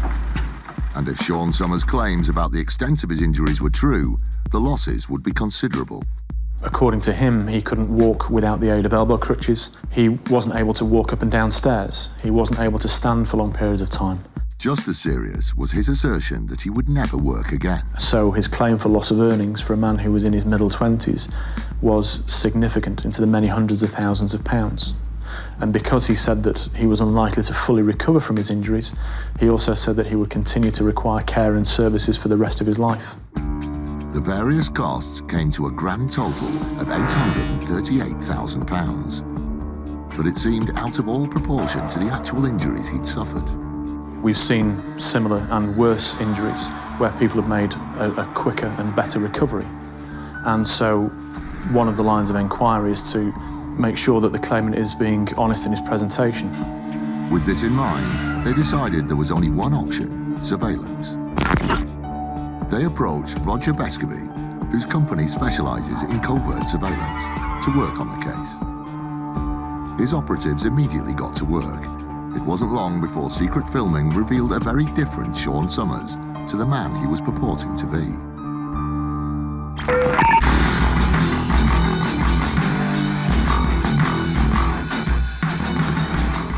Here was a guy who was showing no signs of disability. There were certainly no walking aids in place. He boarded and alighted a vehicle very easily. And I think it was actually quite useful that we had such an accurate description of the guy, because it would be quite easy to sort of not believe this is the same person, given the level of injury that this chap was alleging. We would have expected to see a man on crutches, unable to walk, being helped perhaps through the day. The way that he displayed himself on surveillance footage, he was perfectly fit and well, and the absolute opposite of what he described in his medical evidence. And the revelations didn't end there. He'd told his own medical expert that he wasn't able to work and hadn't worked since the day of the accident because of the horrific pain that he was in with his ankle. The surveillance immediately showed Mr. Summers was working. We managed to film him loading and unloading a vast amount of kitchen units, domestic appliances to and from his vehicle. This involved him climbing in and out of the van. Once again, there was no apparent disability evident in our opinion, and certainly no walking aids being used. Sean Summers was required to attend regular medical assessments in order to evaluate the level of injury and plan for his future treatment. Surveillance footage, which was recorded on the day of one medical assessment, shows Summers waiting outside the building while his wife fills in a questionnaire. His behaviour is particularly revealing. Mr. Summers is seen on his crutches, but at one point is sitting on a step, but pushes off from the floor with his injured foot. Sean Summers kept up the appearance of disability for the duration of the assessment, but as soon as he returned home, things changed. An hour and a half later, we see Mr. Summers arrive home, shoe back on the injured foot, not using the crutches at all, other than carrying him into the house. Taken as a whole, the surveillance footage appeared to contradict the majority of Sean Summers' claim. It was quite galling. If it wasn't so serious, it would be humorous. But we knew that this was a man who was claiming substantial damages for injuries that clearly weren't affecting him as badly as he said they were. With the expectation that he would scale down his claim, the footage was sent to Summers' solicitors. Hearing that he'd been caught on camera seemed to have a dramatic effect. He attended his general practitioner complaining of an acute stress reaction having been found out by the insurance company. Eventually, the case reached court. Sean Summers adopted an unusual strategy when the surveillance footage was presented to the court. Mr. Summers refused to accept that the surveillance evidence was anything other than showing him in a disabled state. At points it got ridiculous that despite the fact we saw him shopping in Tesco's, he said that he still couldn't go shopping. Although there was strong evidence to suggest exaggeration, the judge was bound by legal precedents. Even a lying and dishonest claimant was entitled to what was assessed to be the genuine part of his claim. The judge had no option but to award Sean Summers a payout for his actual accident. He calculated the claim to be worth in the region of £88,000. Despite only being paid around 10% of his claim, Sean Summers still walked away with the best part of £90,000. But the defence didn't rest there, and they employed the services of renowned QC William Norris. They felt that the Sean Summers case highlighted an important legal issue. Because the existing law was that if you claim 100% and even 90% is a fraud, as was the case here, you're still entitled to judgment for the 10%. We wanted the law changed so the court recognised that it had a power to strike out the whole of the claim as to its entirety. What they wanted to do was exceptional. They wanted the Supreme Court to change the law so that claimants got the message that if they were dishonest, they wouldn't get a penny. you've been caught cheating, your claim is dismissed in its entirety. Don't complain. If you don't like it, next time, just tell the truth. The case was brought to the Supreme Court, and after a 2-day hearing, it came to a decision. The Supreme Court heard legal argument and eventually handed judgment down, agreeing with the points that we made on the legal principle that where people use the court process and abuse the court process in a massive attempt to deceive, the entirety of their claim can be struck out. It was a landmark ruling. From now on, claimants grossly exaggerating their injuries could have their whole claim thrown out of court, leaving them without a penny. The message for anyone who's tempted to inflate their claim is now loud and clear. If they are the subject of a contempt of court case after the personal injury trial, they will be sent to prison. So, although the ruling came after the case of Sean Summers, the payout of £88,000 he received may not have gone particularly far, as around £63,000 was deducted for state benefits. Things could have been very different if he tried an alternative approach. If Mr. Summers had been genuine in his presentation and admitted that he'd tried to go back to work in some capacity, he would have actually never seen the inside of a courtroom. The likelihood is the insurance company would have negotiated settlement and paid him more money than the court eventually awarded. So Sean Summers' strategy meant that he missed out on a larger amount of compensation, and his actions led to a Supreme Court ruling that has effectively changed the law.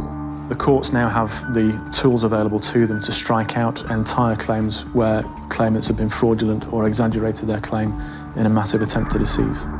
Thanks to the ruling, people benefiting from exaggerated claims should be a thing of the past and will never again financially benefit from their greed. The police insurance fraud team finds a bundle of cash. What's that for? And a spectacular crash by an uninsured driver is caught on CCTV. When we saw the footage, we thought this was a very strange accident. We don't see accidents like that very often at all. Businessman Peter Webb ran a company that hired out vintage cars for happy couples on their wedding day. But heartbreak was in store for Webb when the latest addition to his fleet was stolen. He bought a 60-year-old Bentley Mark VI for around £3,700, spent £32,000 on renovations, and then insured it for a whopping £42,000. DC Declan Malone from the Insurance Fraud Enforcement Department worked on the case. Suspicions were aroused when he looked into the circumstances of the theft.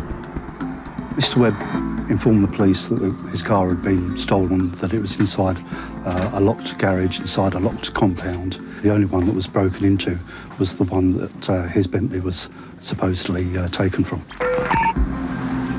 In addition, the theft had occurred just 2 months after the car had been insured. And when the insurance company requested further information about the restoration, alarm bells began to ring. They required some photographs of the stages of renovation work, which would only be natural to have been taken. He said that unfortunately for him, that wasn't possible, as all the photographs were in the boot of the car at the time that it was stolen.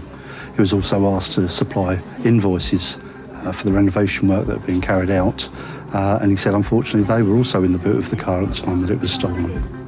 The insurance company strongly suspected fraud and were querying the claim. Curiously, this appeared to jog Peter Webb's memory. He then remembered that he'd managed to have some of the photographs captured on one of the computers that he'd given to one of his grandchildren, and he supplied those photographs to the insurance company. But these images painted a different picture and confirmed that there was something seriously suspicious about the claim. One of the photographs that he'd supplied was a direct lift from the website of a Bentley dealership. He tried to pretend a photo of a pristine vintage Bentley he'd found on a website was a picture of his car. The insurance company immediately passed the case to the police. As part of the investigation, IFED went to the mechanic who'd recently performed an MOT on the car. He said that the car that he MOT'd was in a tatty state, is how he described it. He didn't think that it was the same vehicle. In addition, investigations revealed that the man who was said to have performed the extensive renovation work had since died and would have been far too ill to do the job. DC Declan Malone then asked renowned Bentley expert Ken Lee to look at the other photographs, and yet more inconsistencies were revealed. We thought that the car in the photograph was a later dated car than the one that he purported to own. I think his was built in 1949 and the car in the photograph was 1952. And it's between 1950 and 1952 that the engine changed and the exhaust system changed, and that was the first giveaway. He unfortunately picked a car which was very different in its individual features from the one that he actually owned. The car Peter Webb owned and the car in the photos were completely different. He'd pilfered pictures from the internet to pass off his shabby old banger as a pristine restoration job. He was hoping to collect £42,000 for a car worth a fraction of that price. But the most important piece of evidence was still to come. The truth behind the other photo revealed just how far he'd been prepared to go with his fraud. Mr. Webb had taken out a Bentley from a Bentley dealership for a test drive. He had been allowed to use the vehicle for about half an hour, during which time he fitted it with false plates and had photographs taken. He then supplied the photo to the insurance company, claiming it was of his own car. By now, IFED had overwhelming evidence of fraud, and the case proceeded to court. Initially, he pleaded not guilty, and it wasn't until right up until the day before the trial that he actually pleaded guilty. Mr. Webb was fined £10,000, ordered to pay £1,375 in compensation to the insurance company, £1,000 costs, plus a £15 victim surcharge. If Mr. Webb defaults on the £10,000 fine, he's been given 6 months imprisonment. Despite going to some effort to provide fake photos, Peter Webb was unable to cheat his way to a fraudulent payout and has ended up with a criminal record and a huge fine. Combating the ever-increasing threat of insurance fraud is an elite police squad known as IFED, the Insurance Fraud Enforcement Department. The primary aim of IFED is to start taking disruptive action against those criminals who are intent on committing crime in relation to insurance. It's that defrauding that's raising the premium from everyone in this country. They've made over 300 arrests and have saved millions of pounds in fraudulent insurance claims, money which ultimately goes back into our pockets. From now on, fraudsters need to watch their backs. We'll do intelligence gathering, sometimes surveillance on individuals, sometimes a lot of detailed research in the background. We'll decide when the time is right to take down people, and that means often execute search warrants where necessary. We'll force entry into premises if we think evidence could be lost. In only 18 months, we've arrested over 300 people. We will start to see a reduction in the insurance fraud in this country, which is ultimately what we're aiming for. It's highly likely now, if you commit any insurance fraud, you will get caught. Police, don't move, stay where you are! At any one time, IFED's officers are juggling multiple ongoing investigations. Another one of DC Declan Malone's cases has reached the point where the team is ready to stage a raid. He believes that a specific traffic incident relates to a suspected motor insurance fraud. DC Malone and the team have hit the road early, so they can pay a visit to the man at the centre of the case. Going to the home address of a taxi driver who was carrying 5 juveniles when he, we believe, induced an accident whereby he slammed on his brakes and a marked police vehicle went into the rear of him. After the accident, claims for personal injury were then allegedly made on behalf of the juveniles who'd been in the taxi, but without their permission or the permission of their parents. The suspicion is that a third party was potentially fraudulently making the claims with the intention of lining their own pockets. Other raids are taking place simultaneously, which are focused on third-party suspects believed to be connected to the potential fraud. So we're going along now this morning to see if we can arrest this guy and see what he's got to say. The team has also obtained a warrant so they can search his house. Today we're looking for evidence of association to see if he's got connections either with the other individuals that are being arrested elsewhere and also claims management company. The IFED team never knows what lies in store on a raid, So today, the local police force is providing backup. They gather outside the house, taking care to cover all possible exits. Suspects have been known to flee or try and destroy evidence, so it's important to try and minimise the chance of this happening.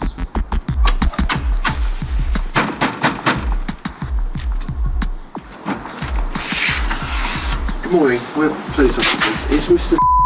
please? Yes, it's me. I need to talk to him. Could you wake him up for me, please? Come on. Is that okay? Can we come in? It's early in the morning, and the suspect is just getting up. He's immediately arrested. Understand that? So the time by my watch is now 2 minutes past 7. So if you just put on your trousers, but I need to watch it. Yeah. So once you get dressed, we'll explain the rest of you, all right? Yeah. With the suspect located and detained within minutes, it's been a successful start to the raid. But the team needs to get the search underway as soon as possible. If you tell us where your paperwork is what we're looking for. Sorry? Your paperwork, any insurance documents or anything like that. It's much simpler and quicker if the suspect cooperates, but he initially seems hesitant. All right, no problem. We'll search the whole place. No. The papers are in. Have a look in if you can find anything which you are looking for. Yeah. In there, anything. Before being taken away for further questioning at a local police station, the suspect is asked to empty his pockets of anything he doesn't need. Walk in. Yeah. It turns out he's carrying a huge bundle of cash. We've found £1,000 in cash. We've spoken with the person who's been arrested. The IFED team decides not to look into the money there and then, preferring to investigate it at a later date. At this moment in time, because you're arrested, we're going to take you to the police station while we are here searching the premises. Anything we take, we'll record down and we'll leave a receipt here with you. Yeah, no. If we'll take him away then, we'll conduct our search, yeah? Yeah, that's fine. Finally, the suspect is on his way. He'll be questioned at a local police station, and the interview will form an important part of the investigation. Meanwhile, the search gets underway in earnest inside the property. The team don protected gloves so that they don't contaminate any potential evidence. Okay, gentlemen, we know what we're looking for, yeah? Yeah.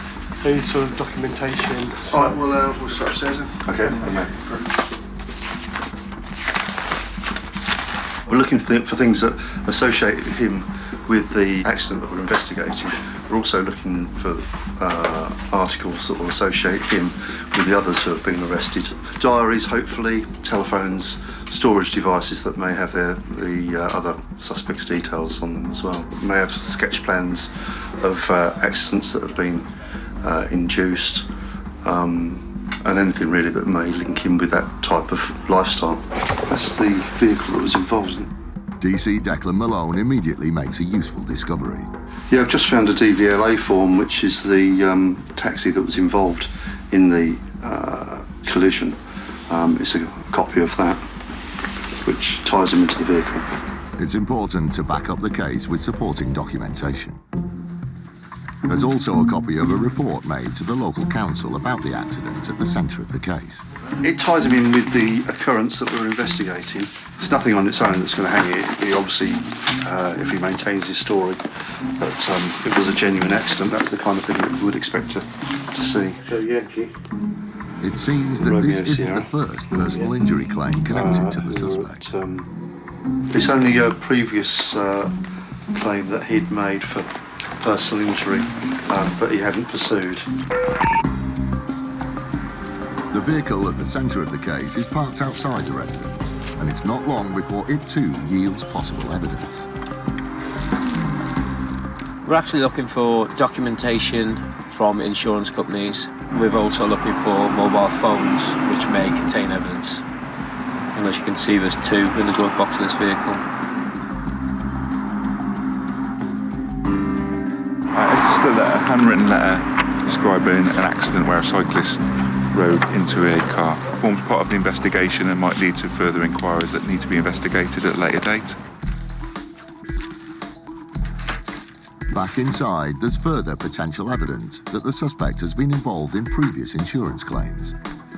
Yeah, we've got a few bits and pieces that obviously tie him in into the vehicle, and we've got some other documentation we found where the vehicle has been involved in a previous similar accident that it would seem as though it's been paid out for. It's just reference another road traffic collision that happened. It looks like he's a witness to it. So it may be nothing, but it's obviously another road traffic collision around the similar sort of time to the road traffic collision that we were looking at. We'll be able to find the paperwork for it and check and see exactly what it was all about. IFED is turning up evidence of a number of previous collisions. The information will be fed into the investigation to see how it fits into the bigger picture. DC Malone then finds something concerning the suspect's financial situation. Indicates the amount of debt that he's in, really. The search is drawing to a close, and DC Declan Malone reflects on how the raid has gone. We managed to arrest the person that we were after. We've conducted a search of his home address. We've come up with some documentation that links him to the vehicle that was involved in the report-induced collision. We've also got some documentation that shows that vehicle was involved in other collisions previously. We'll just see what he's got to say. With regard to the accident, he'll be bailed after we've interviewed him, and he'll be interviewed on another occasion when all the available evidence will be put to him. It's been a long day, but the search has turned up a variety of potential evidence. IFED is determined to win the fight against fraud, and will do whatever it takes to stop criminals whose greed adds to the rising cost of insurance policies, an offence that costs all of us money and endangers the lives of innocent road users. Claims handlers in the next case were immediately alerted by the short space of time between motor insurance being taken out and a claim being made. Richard Davies is head of fraud at AXA UK. We first heard about the policy around about 20 to 4 on the 24th of November, so less than 12 hours afterwards we had an accident reported to us. When we've got a small gap between a policy being taken out and a claim being reported, it often rings alarm bells inside an insurer. As part of the claims procedure, the policyholder was asked to describe the accident. They clipped the wing mirrors of another car that they were passing, and then in reversing back to talk to the person they'd had an accident with, they collided with another vehicle, and that had caused the vehicle to roll over. It was a serious accident that had caused a lot of expensive damage to several vehicles. The investigation into the claim revealed further cause for concern. The credit card payment which we took to pay for the policy bounced. It was then that the insurer was alerted to a piece of evidence which blew apart the claimant's story: CCTV. When we saw the footage, we thought this was a very strange accident. We don't see accidents like that very often at all. The CCTV footage actually came from the third party whose vehicle had been damaged as our policyholder reversed back into them. They worked in an education institution which had CCTV cameras at the doors, and the timestamps on that film told us when and where the accident actually occurred. The accident had been reported to the insurer on the 25th of November. The claimant said the accident had happened the day before, on the 24th of November at 3:45, just 5 minutes after the policy had been taken out at 3:40. However, the CCTV told a different story. The timestamp on that said the accident took place at 3:15 on the 24th of November. So in essence, the accident has taken place before the policy existed. The next step was for the company to go back to the claimant with the CCTV evidence. When we challenged the policyholder about this, they failed to respond to any of the questions that we asked them. We sent her a questionnaire and we've yet to receive any response. Needless to say, the insurers didn't pay out on the policy. This was a really bold attempt at insurance fraud. The policyholder knew they didn't have a policy. They took it out knowing that they were going to submit a claim, and we're very lucky to have caught them at it.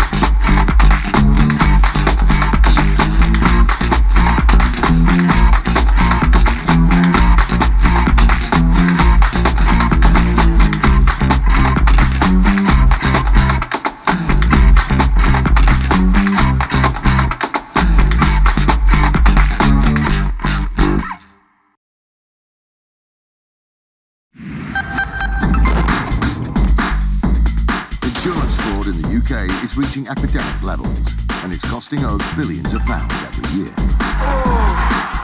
Deliberate crashes, bogus personal injury claims, even phantom pets. The fraudsters are risking more and more to make a quick killing. And every year, it's adding up to £50 to your insurance bill. Insurers are fighting back, armed with covert surveillance systems. There's a subject out the vehicle. Sophisticated data analysis techniques. And highly skilled dedicated police units. Police, don't move, stay where you are! They're catching the criminals red-handed. All those con men, scammers and cheats on the fiddle, now they're caught in the act and claimed and shamed.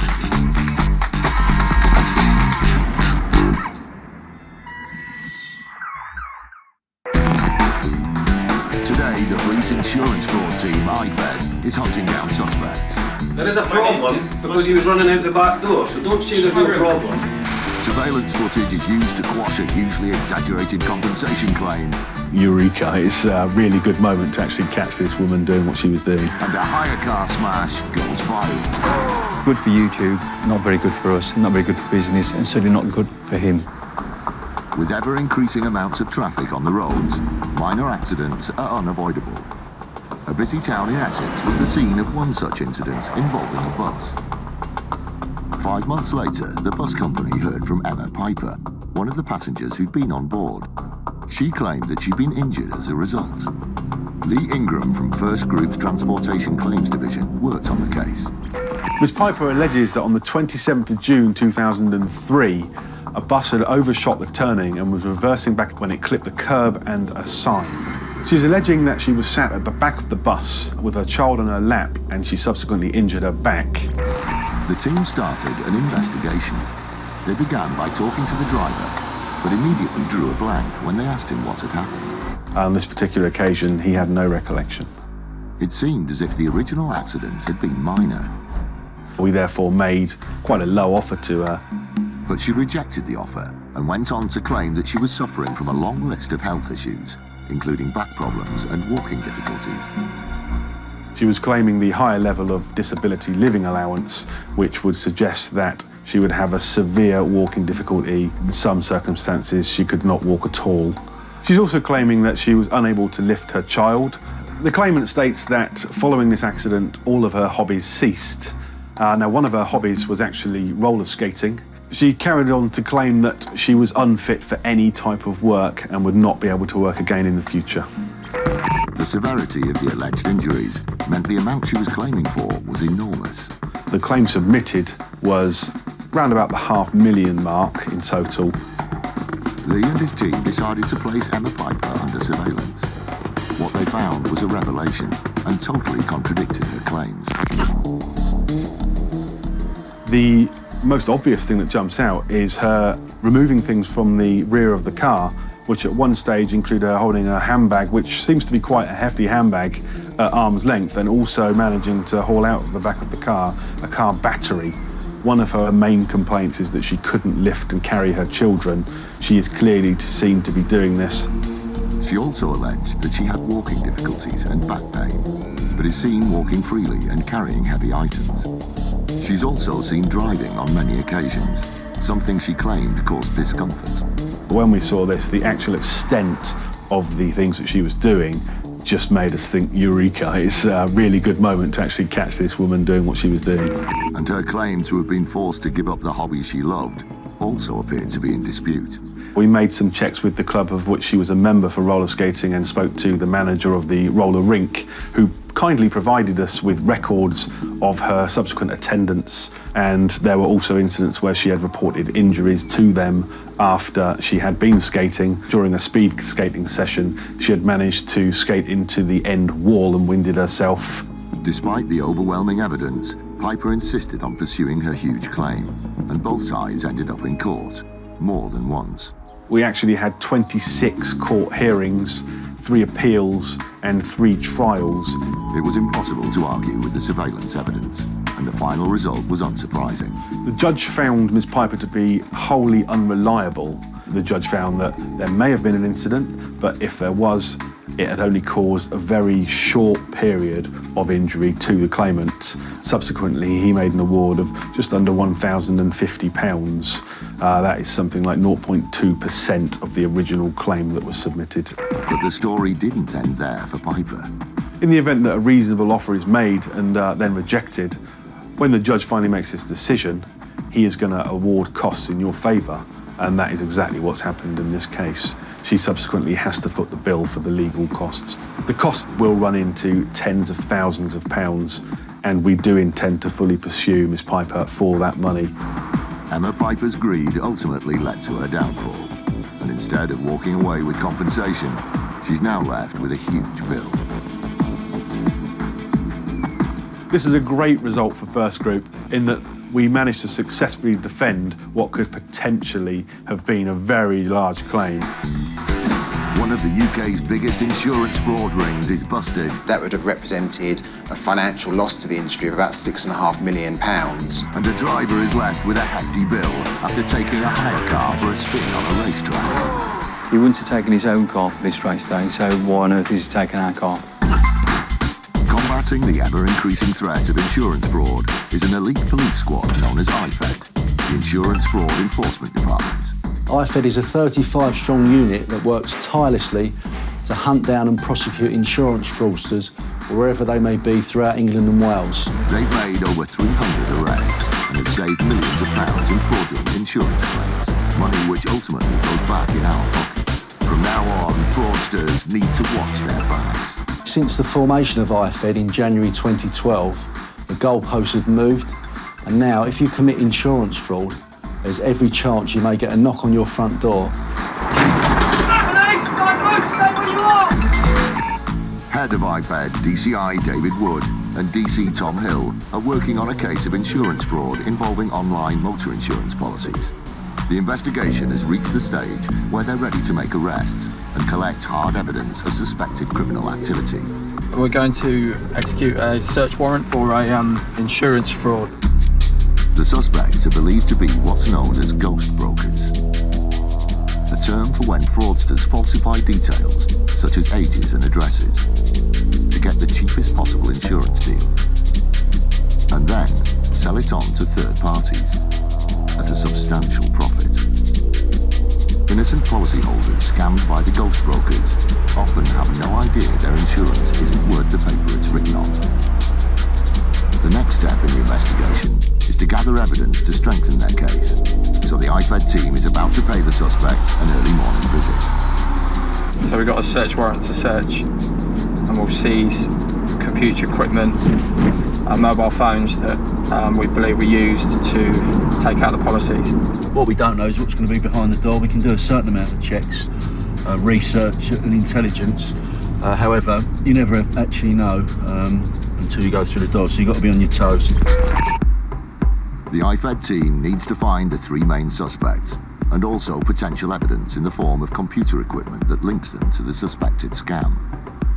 The IFED team, together with support from the local police force, has arrived outside the house where they believe the three suspects live. So what we're doing now is we're all getting in position. We've got officers covering the back should anyone try and get away or any evidence get discarded from the back of the property. And then once we're ready, we'll start knocking on the door. Yeah, let's do it, lads.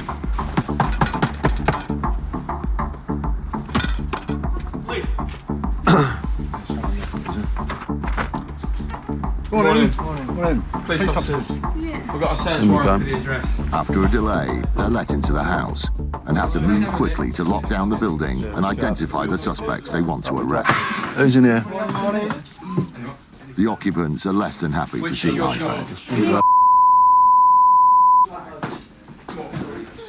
The IFED team takes the man and woman into the front room to arrest them, but so far there's no sign of the third suspect. Okay, let me explain. We've got a search warrant for the address. It relates to insurance fraud. Sorry? Do you speak English? Yes, Yeah. you need to. So what will happen is you'll come to the police station and we'll interview you about the offence. Okay, no problem. Yeah. There's a problem when the suspects start speaking to each other in another language. Just stop a minute. Do you mind just speaking in English? Just speak in English, okay? Otherwise we'll just take one of you to the car and we'll That's all right. What were you just speaking No, English? for coming to my daughter for looking at my children. Tom needs to ensure that they're not exchanging information that could affect his case. The delay in gaining access to the property has made the team suspicious, and they immediately check out the backyard. We're a little bit concerned that it took them some time to open the door.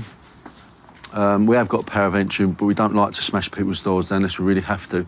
We're looking for electronic devices that this fraud has been perpetrated on. So we're talking computers, laptops, smartphones perhaps. And we don't know whether he had a sufficient time to come out into the yard and secrete maybe a telephone perhaps. What do you think? The search continues inside, and it's not long before they find the computer equipment they're looking for, but in an unexpected place. Not a common place to keep laptops in your bathroom, is it? So, mate, listen, make a decision where you're going to be, because you're up and down and all over the place. Just don't want you jumping up and running off. Just calm down. You can't be going up and down the stairs. No, what do you I'm need? my mum to Mum's can do. She's all right. She knows just what sit she's down doing. there. It's clear by now that the third suspect isn't in the house, so they concentrate on going through the paperwork. And it's not long before DCI David Wood turns up something significant. Yeah, what we've got here is a bank statement for the lady who's just been arrested. And this is very good for us because it's showing the actual card payments going from her bank account to the insurance company. For example, on one day, there are 5 separate payments to the one insurance company, each going out for sums between 40, 50, 60 pounds. That is highly unusual, but there's money coming into the account which we would suspect to be from people that are buying the bogus policies from these suspects. And a further examination of the bank account shows money's going back to their homeland. There's a transfer there of £12,000. I mean, that's quite a busy bank account she's got there. Excuse me, we noticed by the baby there's a phone, a mobile phone, just underneath the blanket. That's it. We need that. Excuse me. Carmen, if you just give that to me. Yes. Thank you. Whose is that? Is this your phone? No, my daughter. Your daughter's phone? Yes. We're happy though, Tom, with the seeing the bank statements. Yeah, and there's... Well, there's so many computers. Over 10. Over 10 so far. Obviously, there's a lot of phones that can be used to access the internet as well, so we've seized a few phones. Okay. Downstairs, a key piece of suspected evidence has been recovered from its hiding place. As the IFED team goes through what they found, the 2 suspects are taken to a local police station for further questioning. The material they've collected looks promising, but they're still missing a vital part of the puzzle, and perhaps the key to the whole case, the third suspect. There is a problem because he was running out the back door, so don't say there's no problem. The Audi RS4 is a top-of-the-range sports car. It's typical of the sort of prestige vehicle that is stocked by Accident Exchange. They provide temporary replacement vehicles for policyholders. Neil Thomas is Director of Investigative Services. If somebody's involved in a non-fault accident, they are entitled in law to a replacement like-for-like car. And that's where Accident Exchange comes in, supplying the vehicles in question. In what seemed like a straightforward case, the company had provided a vehicle to a driver who'd suffered a non-fault accident and was waiting for his own car to be fixed. This particular car was an Audi RS4 estate car, which is a sports car, valued probably about £40,000 or £50,000 at the time. So far, so routine. But it wasn't long before Accident Exchange received a phone call from the driver, who informed them that he needed a replacement car for his replacement car. Against the odds, he'd had another serious accident. The client said that he was driving in a country lane, lost control of the car and collided with a ditch at the side of the road. Accident Exchange recovered the vehicle so they could assess the damage.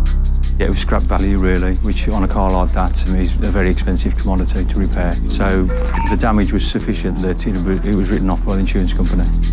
But something about the driver's version of events didn't add up. We've got a fleet of 3,000 vehicles, so we investigate all collisions, certainly where the cars are written off. And our suspicions were aroused because of the level of the damage. It was also significant that the driver said the accident had happened on a quiet country lane with no witnesses. There was no proof either way, there's no CCTV, there's nothing to negate or prove actually what the collision how the collision had occurred. It was clear that the case needed further investigation. In common with most top-of-the-range vehicles, the Audi RS4 is fitted with a raft of sophisticated security features, including a tracking system. We examined the technology within the vehicle, which indicated that, firstly, the accident hadn't happened how he said, and secondly, it wasn't in the location he said it was. The driver claimed that he crashed the car on a B road in Castlecombe, Wiltshire. The tracker showed that he was in Castlecombe, but not on a B road. The intelligence we got from the car and the investigation showed that this guy had actually taken the car to a racetrack for a race day. It was the breakthrough the investigation needed, and if the driver hadn't had such a top-of-the-range car, he might never have been caught out. The tracker showed he'd lied about the location, and the crash had actually happened on a racetrack during an open day. Rodney Gooch works at Castlecombe Circuit. Castlecombe Circuit, established in 1950 on the site of an old wartime airbase, been racing ever since. Seen most of the big names in British motor racing. It's a very demanding track. I mean, it's 1.85 miles around. It has some very, very challenging corners. My advice to you, as always, when you start off, take it steady. But more evidence was to come, in the form of a video clip of the race day that appeared online. The clip shows the shocking moment when the driver of the silver Audi estate loses control.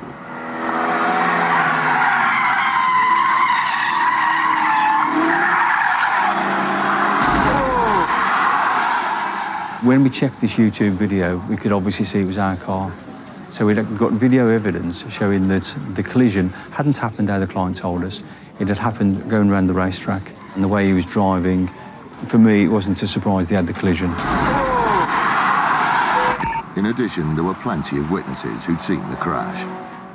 Bob Honeysett works on the Castlecombe recovery team.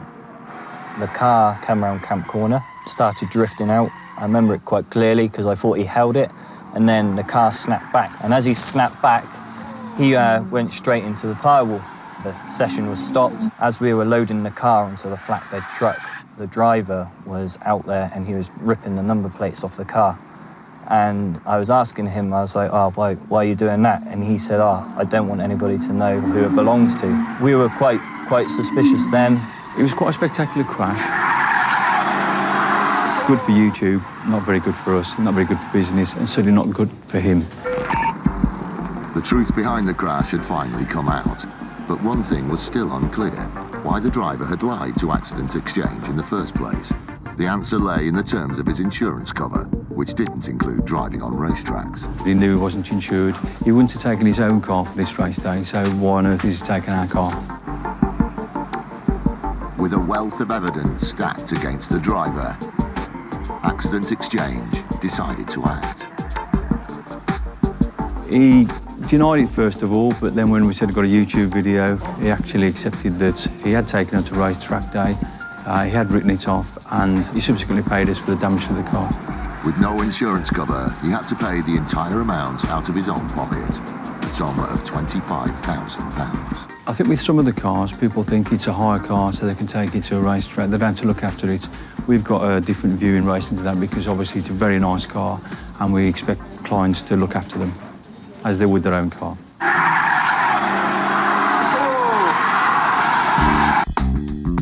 The Insurance Fraud Bureau, the IFB, is a body set up by the insurance industry to combat insurance fraud. In 2007, they began an investigation which ended up revealing one of the biggest motor insurance frauds ever in the UK, involving a whopping £6.5 million. But it all began with a small-scale investigation into similar claims linked to the same accident management company, Real Accident Helpline. Ben Fletcher is head of the IFB. It was run by two people. The director was Nashbandi and the company secretary was Hillerman. Accident management companies operate by processing insurance claims on behalf of drivers. The majority are genuine, but an increasing number are used by criminals as a front for fraudulent activities. The IFB examined the evidence that had been forwarded to them. With Real Accident Helpline, there were a number of similarities with the claims which started to cause concern. There were some collisions that had been alleged to have happened where they didn't. The policies were taken out using identities which, when we started to do investigation work, the people behind those policies didn't exist. A lot of the people that were on the books of Real Accident Helpline were ghosts. By now, it was clear that Real Accident Helpline was linked to fraudulent activity. The IFB contacted the Metropolitan Police. DC Tony Recchia led the case. My initial thoughts were that this would be quite a quick investigation. However, it wasn't long before we realised that there was a lot more to this. What set alarm bells ringing was the sheer number of claims being put through and how similar they were. Most of their collisions were rear-end shunts because they realised that these are very rarely going to be contested by the insurance companies. The investigation moved on to the two men behind Real Accident Helpline. We quickly found out that they were using overseas travel. We found various photographs, documents linking them to exotic cars. They were always immaculately dressed, wearing designer clothes, so they were living quite a good lifestyle, overtly. But living the high life isn't cheap, and Nash Bandy and Hillerman made the mistake of processing so many claims they weren't able to cover their tracks. To save time, they started repeating names, details and locations. Most of these companies, they get a bit blasé and a bit greedy, and that opens a few more doors. One such door revealed a key piece of evidence that allowed the police investigation to move to the next level. The Asset Protection Unit at credit hire company Accident Exchange was yet again on the case. They were conducting a separate investigation into a credit hire claim also linked to Nash Bandy. Our suspicions were that he was going to use our car as part of the staged accident. A staged accident is an accident that has been deliberately caused in order to create a fraudulent and inflated insurance claim. The company took steps to recover the car in what's known as a snatchback procedure. Part of the procedure is that we take the car back, we bring it back to Accident Exchange headquarters, and it's searched by my staff under video conditions. When we searched the car, we found some documentation in it. So there were things like claim forms, there were things like sketches of accidents. It was obvious to us that the paperwork related to the arrangement or the execution of a staged accident. Accident Exchange immediately shared their information with the police, who linked it to their existing Real Accident Helpline investigation. It was the first solid piece of evidence that we had obtained. The rest of it was just claim forms from insurance companies. It was a eureka moment, dare I say, because it definitely linked these people and opened the door to their corrupt dealings with members of the public.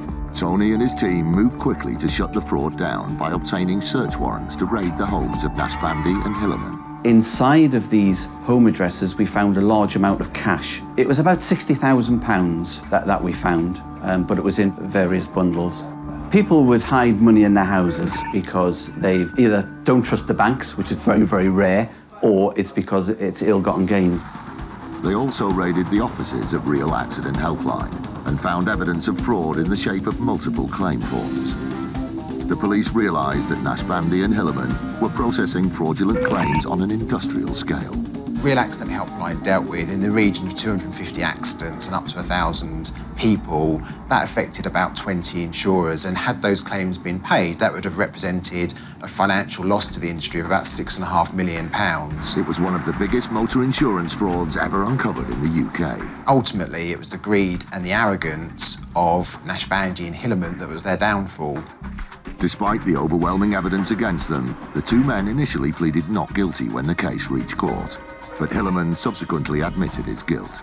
Massi Nash Bandy, on the other hand, maintained his innocence. The case went to trial at Croydon Crown Court. At the end of a 5-week trial, and due to the sheer weight of evidence against him, a jury found him guilty of conspiracy to defraud. Massi Nash Bandy was given 7 years, 3 months, which I believe is still the longest sentence for a crash for cash kind of fraud. And Saboon Hillerman was given 4 years, 10 months. It seems somewhat ironic that they actually chose to call their business Real Accident Helpline, given the vast majority of the 250 claims were actually for people that didn't exist and accidents that never happened. IFED, the City of London Police's Insurance Fraud Enforcement Department, has raided an address in connection with a suspected motor insurance fraud case. They tracked down 2 suspects to a house and found potential evidence hidden in a bathroom and a baby's cot. But they're still on the hunt for the 3rd suspect. It's vital that he's apprehended as quickly as possible in case he tries to get rid of evidence or cover his tracks. We're satisfied with what we've seized at this address, and we've got the two main suspects. However, there is a third suspect who lives in the same street, and we do need to speak to him. So now we're going to go down and give him a knock and see what he's got to say. Good morning, open up. It's police.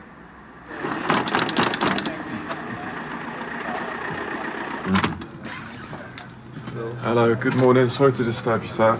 I'm DC Einsman from City Police. We're looking to try and find whether a male lives here. Have you seen this man before? No, okay. That address was of interest because the address has been used as part of the scam. But unfortunately for those people that are living there, and they've been there over a year, they're not part of it. So it's just a bit unfortunate for them. We've had to knock them up early, but that address does feature in the inquiry. But they haven't committed any offences, therefore we've taken it no further at this stage. It turned out that the suspects in the first house had previously lived in the second house, which is why suspicious activity had been linked to that address. It's vital that IFED arrest the third suspect as quickly as possible to prevent them destroying evidence or skipping town. They hit the road to follow up a lead on a third address. This is an address that has come up on a recent bit of intelligence that we've worked on. Same surname as the other people who have been arrested. As soon as the door is opened, the IFED team spots someone they recognise. You just come from the other address? A boy from the first house who said he was leaving to go to school has instead turned up here, suggesting that the occupants of both houses are linked. Can I come in and I'll explain to you? Why were you running out the back door? Ask him why he was running out the back door. All three of you. There is a problem because he was running out the back door, so don't say there's no problem. If there was no problem, people don't run out the back door when the police knock at the front door. The inhabitants deny any knowledge of the third suspect. They're asked to supply ID, which the IFED team cross-checks with a printout of the man's details. It looks like IFED has its man. Just come over a minute. I'll explain what's going to happen. I'm from the City of London Police. Yes. Okay, and we're investigating insurance fraud. Your brothers? A fraud. Yeah. Yeah, for motor car insurance. Car insurance. Yes. Okay. Right. I'm arresting you on suspicion of fraud by false representation. Yeah. Okay. You don't have to say anything, but it may help your defence if you don't mention one question, something which you don't run in court. Do this. Yeah. We do this, please. Overall, it's been a successful operation this morning. We found several items of evidence that will be crucial to the ongoing investigation. We set out to get 3 people. We've got those in custody. They'll now be interviewed back at the police station and the inquiry goes on.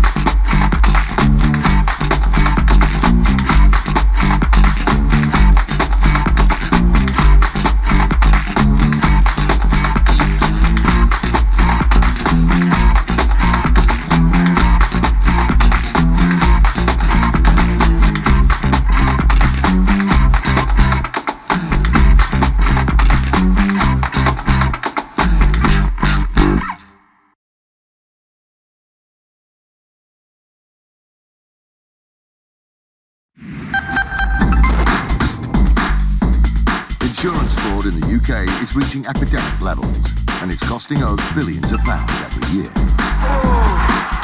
Deliberate crashes, bogus personal injury claims, even phantom pets. The fraudsters are risking more and more to make a quick killing. And every year, it's adding up to £50 to your insurance bill. Insurers are fighting back, armed with covert surveillance systems. There's a subject out the vehicle. Sophisticated data analysis techniques. And highly skilled dedicated police units. Police, don't move, stay where you are! They're catching the criminals red-handed. All those con men, scammers and cheats on the fiddle, now they're caught in the act. And claimed and shamed.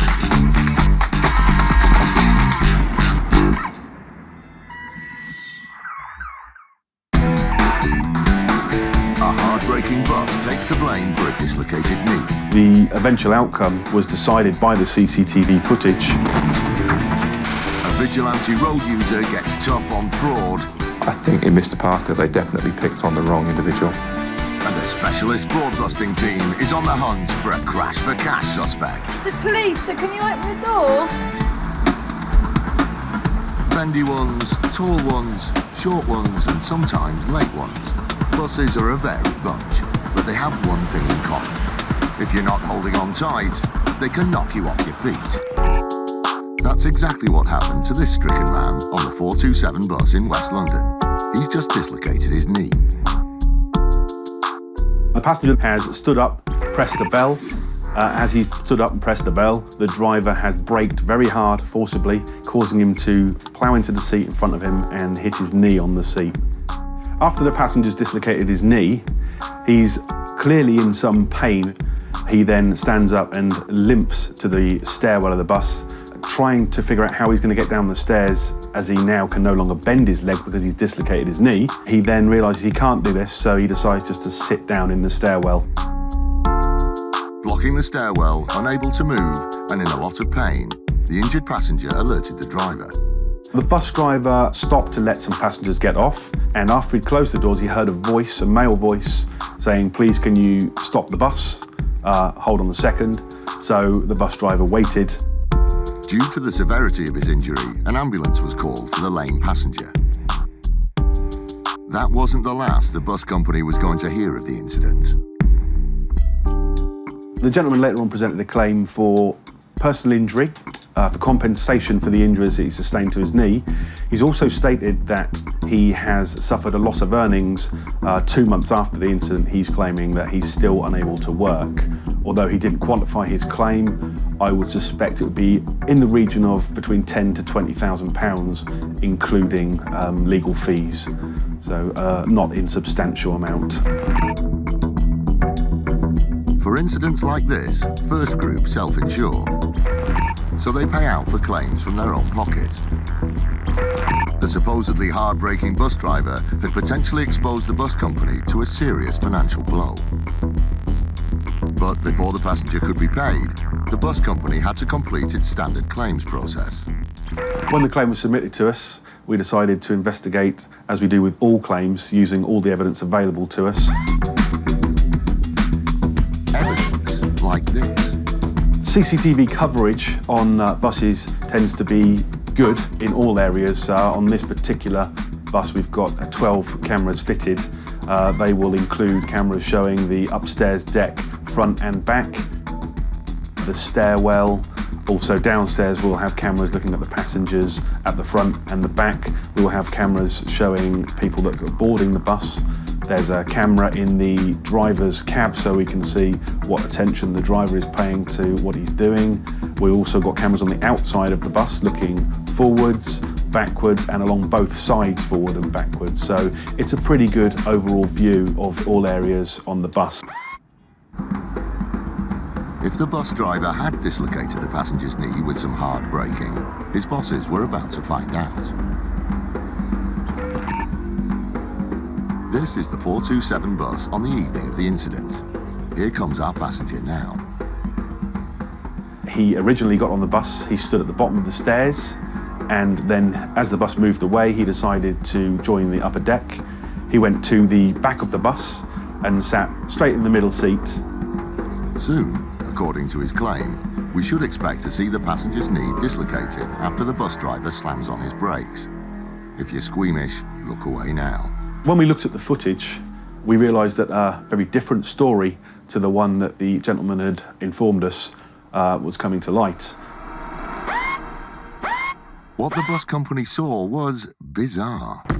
The passenger engages in a session of martial arts with a much bigger opponent, the 427 bus. He starts throwing the occasional martial art block and punch into the air. It's an intimidating sight, one that drives his fellow passengers away from the battle zone. Some of the passengers start moving away from him.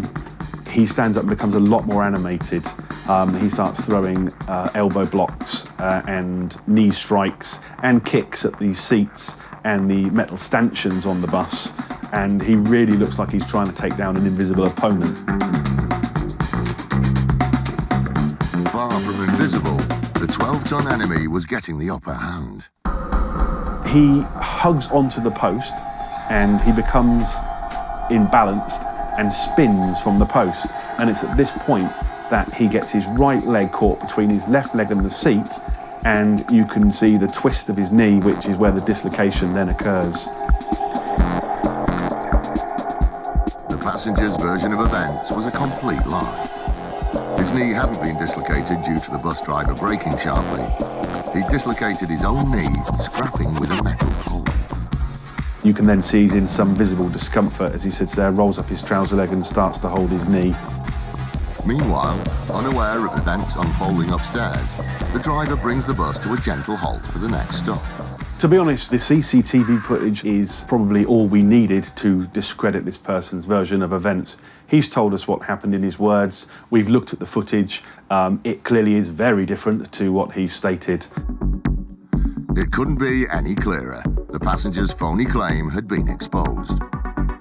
The eventual outcome was decided by the CCTV footage. We sent that on to the claimant's solicitors and suggested they view the footage and then decide whether they still wanted to progress with their claim.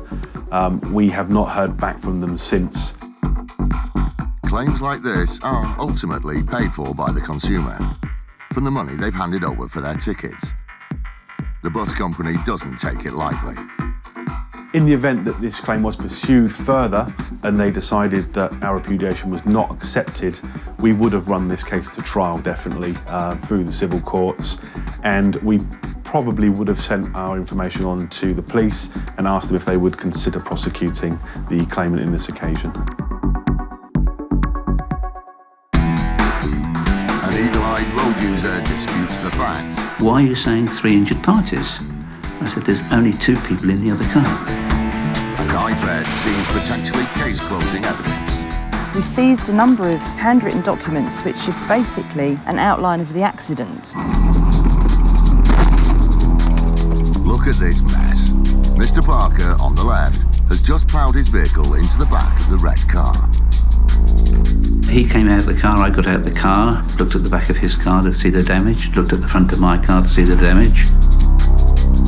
It was a classic rear-end shunt that left the smaller red car with some damage. I did ask him if he was okay. He said, oh yeah. I said, I'm sorry. What else can you do when you hit somebody in the back of the car? Mr. Parker was happy to take full responsibility for the damage, so handed his details over to the driver of the red car. The claims that we received totalled about £30,000. That was made up of claims for the solicitor's costs and a very large credit hire claim.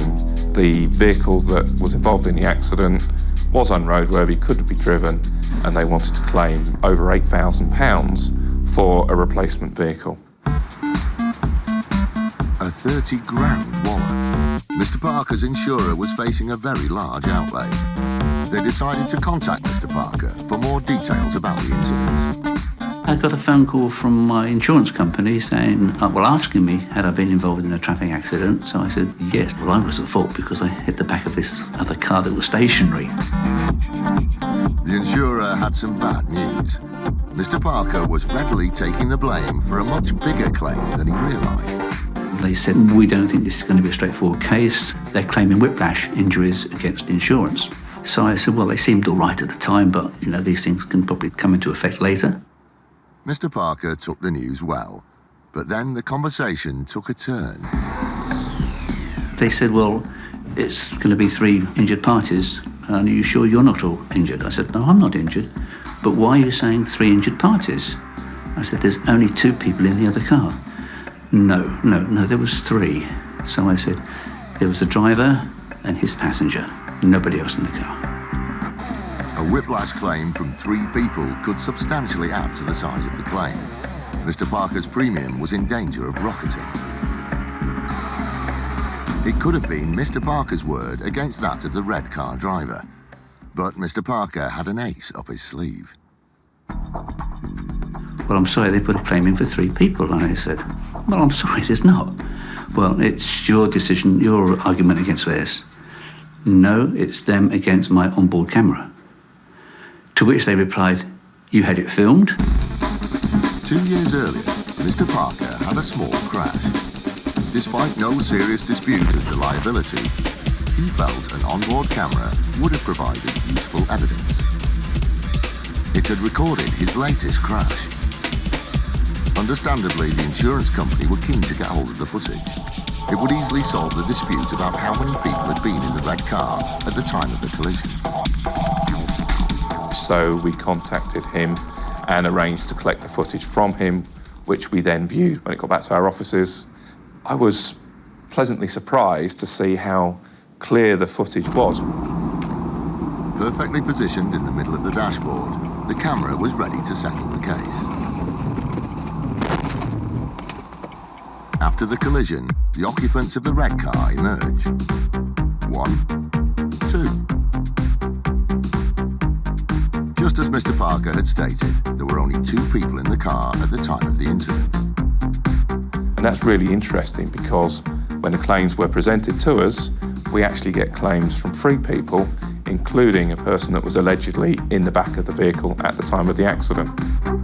So, after the driver of the red car had taken a wallop in the rear and driven away, he had deviously decided to inflate his insurance claim by inventing an extra passenger. But was it that simple? Something in the footage suggested to the insurer that the truth was far more sinister. They watched the video again. So when I saw this footage, I was quite shocked.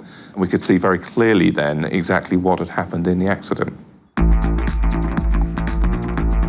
This is the footage from Mr. Parker's car, 40 seconds before impact. So what we see in the footage is 2 vehicles on the roundabout, very close to each other, unusually close to each other. Mr. Parker pulls in behind the 2 cars. All 3 vehicles enter the slip road leading to the dual carriageway.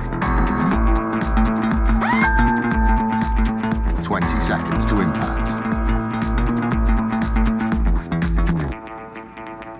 As the cars approach the dual carriageway, the lane they're trying to join is clear of traffic. So why did this happen? As they were all going towards the point where the slip road joins the dual carriageway, all of a sudden the car in front, the silver car, brakes for absolutely no reason, causing the car directly in front of Mr. Parker to brake very aggressively, and Mr. Parker went into the rear of that car. The insurance company knew what they were looking at. It looked like a crash for cash attempt. It appears the drivers of the silver and red cars had been working together in an attempt to make money from the innocent Mr. Parker. It seemed they'd been using a standard trick of the fraudster, the 3-car slam-on. This is how it works. 2 gang cars will drive in tandem. After choosing a victim, they move into position. Then, car 1, the decoy, will slam on its brakes for no reason, causing car 2 to react. This makes car 2 look innocent to the victim at the rear. It seemed Mr. Parker had just driven into such a trap. I was shocked when we actually saw the footage that these people had the audacity to try and target an innocent motorist who was just going about his daily business and try and cause an accident where he could have been hurt and badly injured. I think it's wrong that they should go down this road, and I think they don't look at the wider picture where they actually could cause serious injury. We were both lucky, or all 3 of us were lucky in this instance. Because of the evidence that Mr. Parker had obtained, we were able to very quickly, very clearly reject those claims that had been made. Instead of making off with £30,000 for their efforts, the driver of the car was given a police caution and didn't receive a penny. I think in Mr. Parker, they definitely picked on the wrong individual. Insurance fraud is on the rise, and if you have insurance of any kind, you're footing the bill. But the fraudsters have an ominous enemy. IFED is a 35-strong unit that works tirelessly to hunt down and prosecute insurance fraudsters wherever they may be throughout England and Wales. Through a combination combination of investigation, industry connections and surprise, they've made over 300 arrests and stopped millions of pounds from going to the criminals. Money which ultimately goes back in our pockets. It's highly likely now, if you commit any insurance fraud, you will get caught. Police, don't move, stay where you are! It seems the business of crash for cash is booming. Working closely with the insurers, IFED regularly take down these dangerous organised gangs. Today, IFED has one target. A man suspected of masterminding hundreds of thousands of pounds worth of fraudulent motor vehicle claims. The subject who we're hopefully going to arrest this morning appears to have opened up 5 different policies with an insurance company, the same insurance company. And then shortly thereafter, he's made various claims. But there is a potential loss of over £200,000 when you take into account personal injury claims, etc., etc.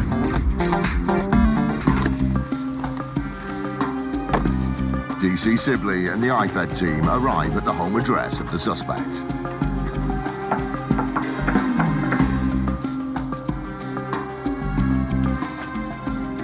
Police, can you open up? Please, can you open that door, please? You can't find a key to open the door. Hey! Good morning, sir. You found the keys. All right. My name's DC Eichmann. I'm from the city of Thank you.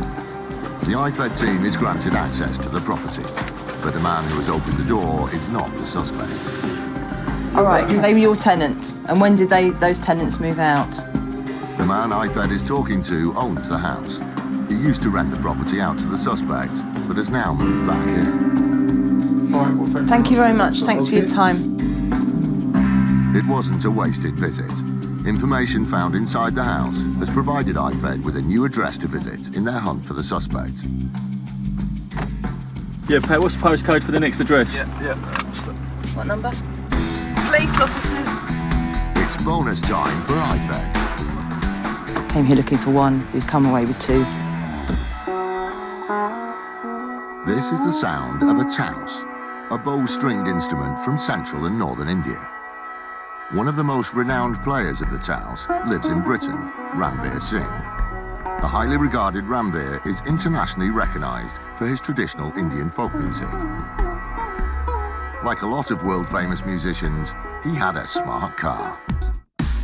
Frustratingly, in March 2010, the talented Mr. Singh had his car stolen. The claim was for the theft of his new Audi A5 motor car. Ranveer Singh alleged that he was visiting friends down in Southall, Middlesex, and had been away overnight and parked the car, and when he returned, the car had gone. An Audi A5 is not the kind of car you want to have nicked. An average spec A5, fresh off the forecourt, will set you back roughly £30,000. The police completed their standard inquiries, and they concluded that it was a genuine claim, and therefore we were proceeding towards settlement. Singh had only owned the car for 4 months before it was pinched, but he was fully insured, so he would be back on the road as soon as the insurer had checked out the claim. On receiving the claim, the insurer needed to clear up a couple of things. There were some discrepancies in terms of circumstances, and as often is the standard process, we sent out an investigator to take a statement from Mr. Singh. There were some discrepancies between the version that he gave to our investigators and the version he gave to us when he actually made the claim. And they revolved around where the car was parked and what he did immediately on discovering the car had been stolen. The main discrepancy being in terms of what street he'd actually parked the car in. An understandable mistake, especially if you don't live in the area. There were some concerns, but after doing the initial checks, we thought the claim did occur in the manner it was reported, so we started to proceed towards settlement. A few weeks of paperwork followed, by which point the insurer was on the brink of the payout to Singh, when, out of the blue, they got a phone call, informing them that the stolen Audi had been located. 4 months after the claim was submitted, in August 2010, we received a call from the police, which was unusual. The car was stopped in Germany by the border police. Great. Ranveer Singh could have his car back. not yet. Something inside the car caused the UK police to look more closely into the disappearance of the vehicle. There were two guys from Cyprus driving the car, and they were stopped, and they had a handwritten note alleging that they had permission to take the car. Having learned of the note, the UK police gave the insurer a warning. They basically told us to not pursue repayment, that Mr. Ranbir Singh was under investigation. That's because the handwritten note in the car was from Ranbir Singh. They took about 3 months to investigate circumstances, and in October 2010, Mr. Ranbir Singh was arrested. Upon his arrest, Singh revealed all. Mr. Ranbir Singh purchased a vehicle in December 2009 and almost immediately started to experience financial difficulties, was having trouble paying back the finance he had on the car, and he alleges that he'd met somebody that said to him, "We can start to help you pay your debts off," and he paid this unknown individual £7,000, deal being that the individual would arrange for a couple of guys to take the car, cross borders into Europe and make the car vanish. Ranbir Singh, the musician, was now Ranbir Singh, the insurance fraudster. The fallen musician was facing a tough day in court. In December 2011, Ranbir Singh was convicted of fraud and sentenced to 10 months imprisonment. The unusual twist in this story is that Ranbir Singh was actually a very prominent figure in his local community. He's a very highly acclaimed Indian musician. And for somebody of that standing to attempt insurance fraud is unusual, but really does demonstrate that actually it's a lot more prevalent than perhaps people think.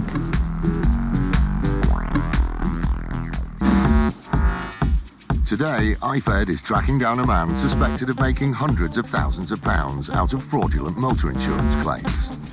But there is a potential loss of over £200,000 when you take into account personal injury claims, etc., etc. IFED found that the suspect no longer lives at the first location visited, so is following a lead to a new address. They have no idea who or what they will find in the house.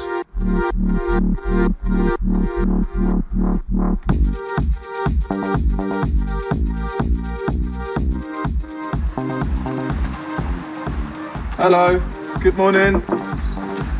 Hello, is your mummy around or daddy? IFED can find no sign of an adult presence in the house.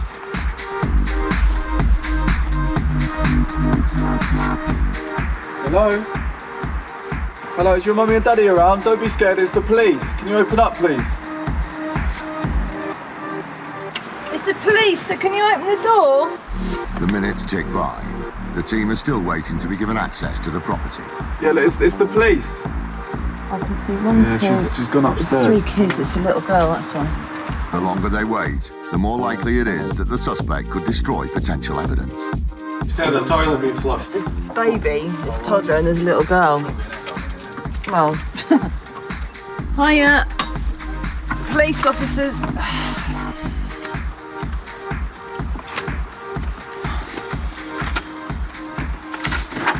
Hello there, good morning, sir.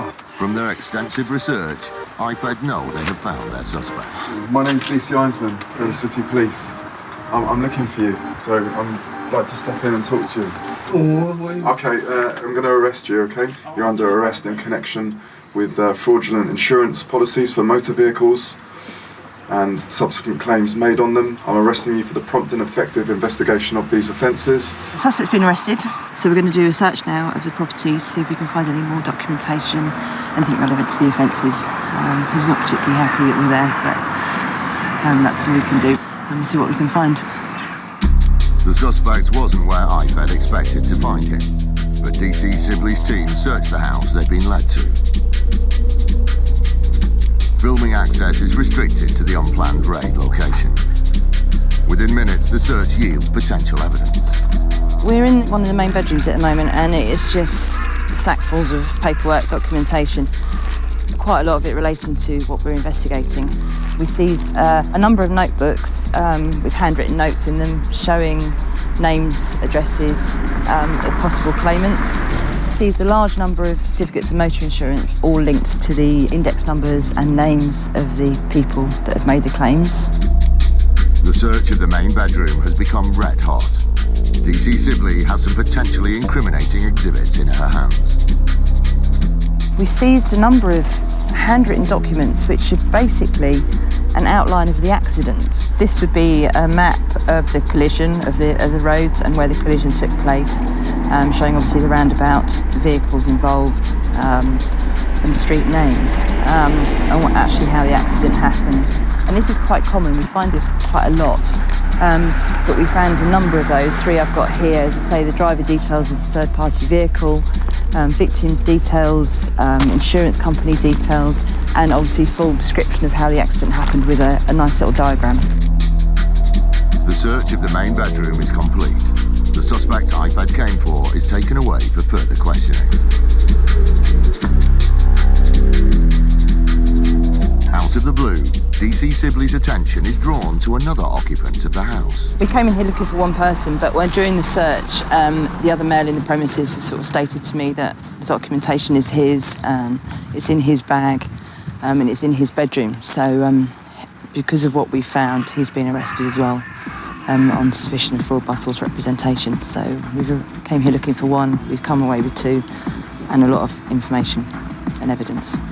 There is a lot of documentation in there relating to fraud, in my opinion, so they're going to have a lot of questions to answer. iFed has got more than the suspect it came for. It could be driving away with the evidence it needs to seal another case against the menace of insurance fraud.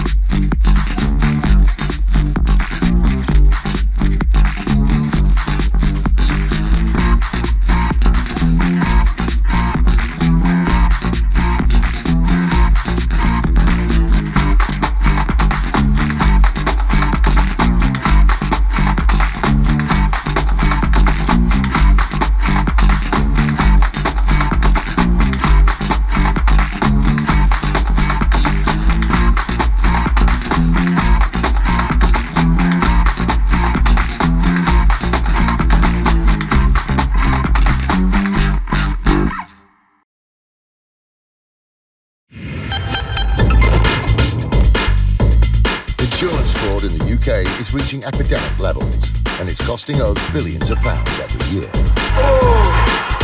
Deliberate crashes, bogus personal injury claims, even phantom pets. The fraudsters are risking more and more to make a quick killing. And every year, it's adding up to £50 to your insurance bill. Insurers are fighting back, armed with covert surveillance systems. The subject out the vehicle. Sophisticated data analysis techniques. And highly skilled dedicated police units. Police, don't move, stay where you are! They're catching the criminals red-handed. All those conmen, scammers and cheats on the fiddle, now they're caught in the act. And claim and shame.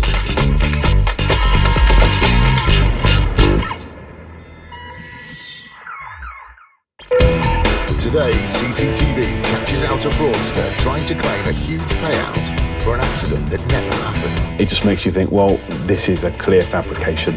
There is nothing to suggest this gentleman's injuries have been sustained, especially not in the way he has stated. A conman who goes on the run is caught by the elite police unit's iPad. Mr. Begum then skipped bail, but was later found at his mother's property, hiding in the loft. And the Met Traffic Unit challenges a suspect. It's not negotiable. You have been arrested and you are going to be taken to a police station, okay?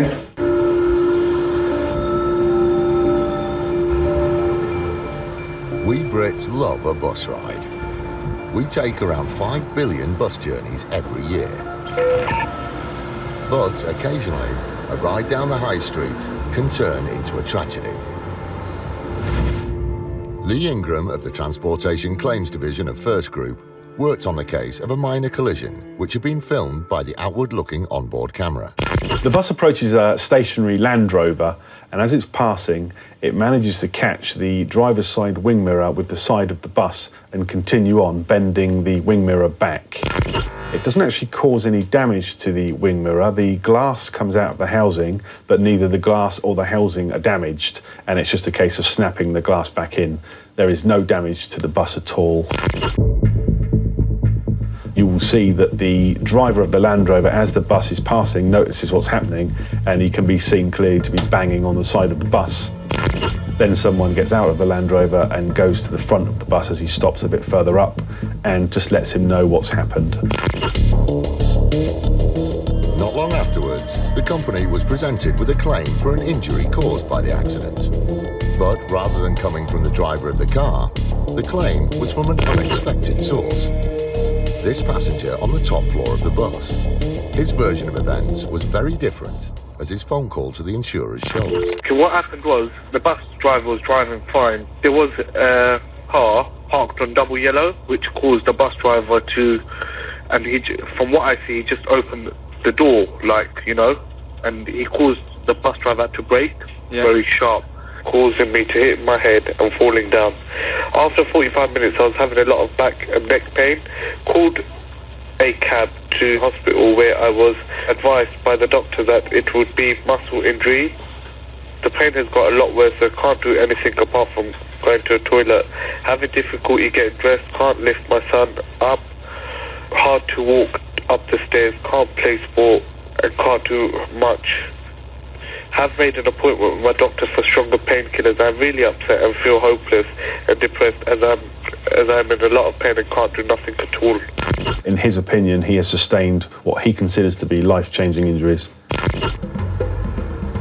This meant that the company could be liable for a potentially huge payout.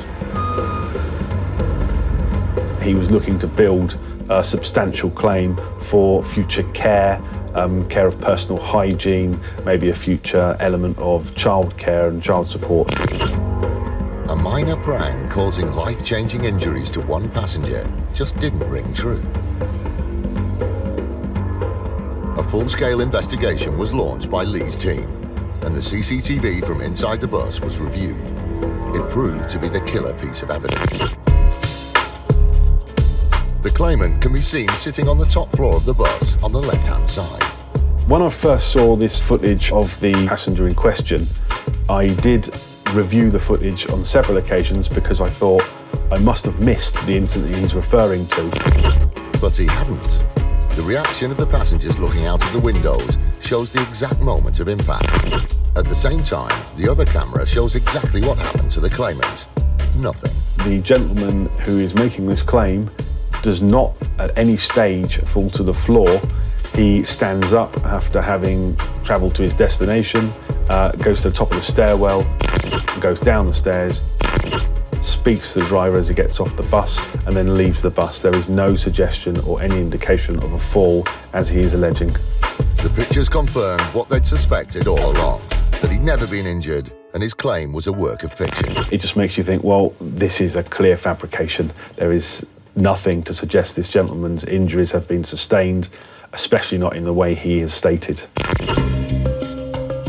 The video evidence revealed that his story was a complete lie, but as it turned out, the passenger would have found it difficult to pursue his claim. As the damage to the Range Rover was negligible and the damage to the bus was non-existent, neither the Range Rover insurers or First Group were claiming off of each other. So you had a case where no one was admitting liability. The gentleman in question wasn't sure who he could make a claim off of, and I expect when he thought about whether his injuries were genuine or not, he decided there was really no one to pursue this claim against, and he wasn't prepared to risk it. It was clear that there was no case to answer, and the claimant was never heard from again. The Met Traffic Unit are executing a raid on an accident management company where not everything is as it seems. You don't work here, do you? No, but I do look after the police. Okay, well that's not what you said earlier, so do you want to let him wait inside? And an attempted motor insurance fraud is stopped in its tracks. When it's so clear, as on these particular occasions, it makes our job very, very easy. The Met Traffic Unit is headed up by DI Dave Hindmarsh. With a growing number of organised gangs using London's roads as their hunting ground, DI Hindmarsh and his team are committed to slashing car crime. We search for people who are wanted for serious offences. My team have made 300 arrests in the last 2.5 years, which is around about 50 operations. Every one of those operations will have resulted in a prosecution. Their aim is to make our roads as safe as possible.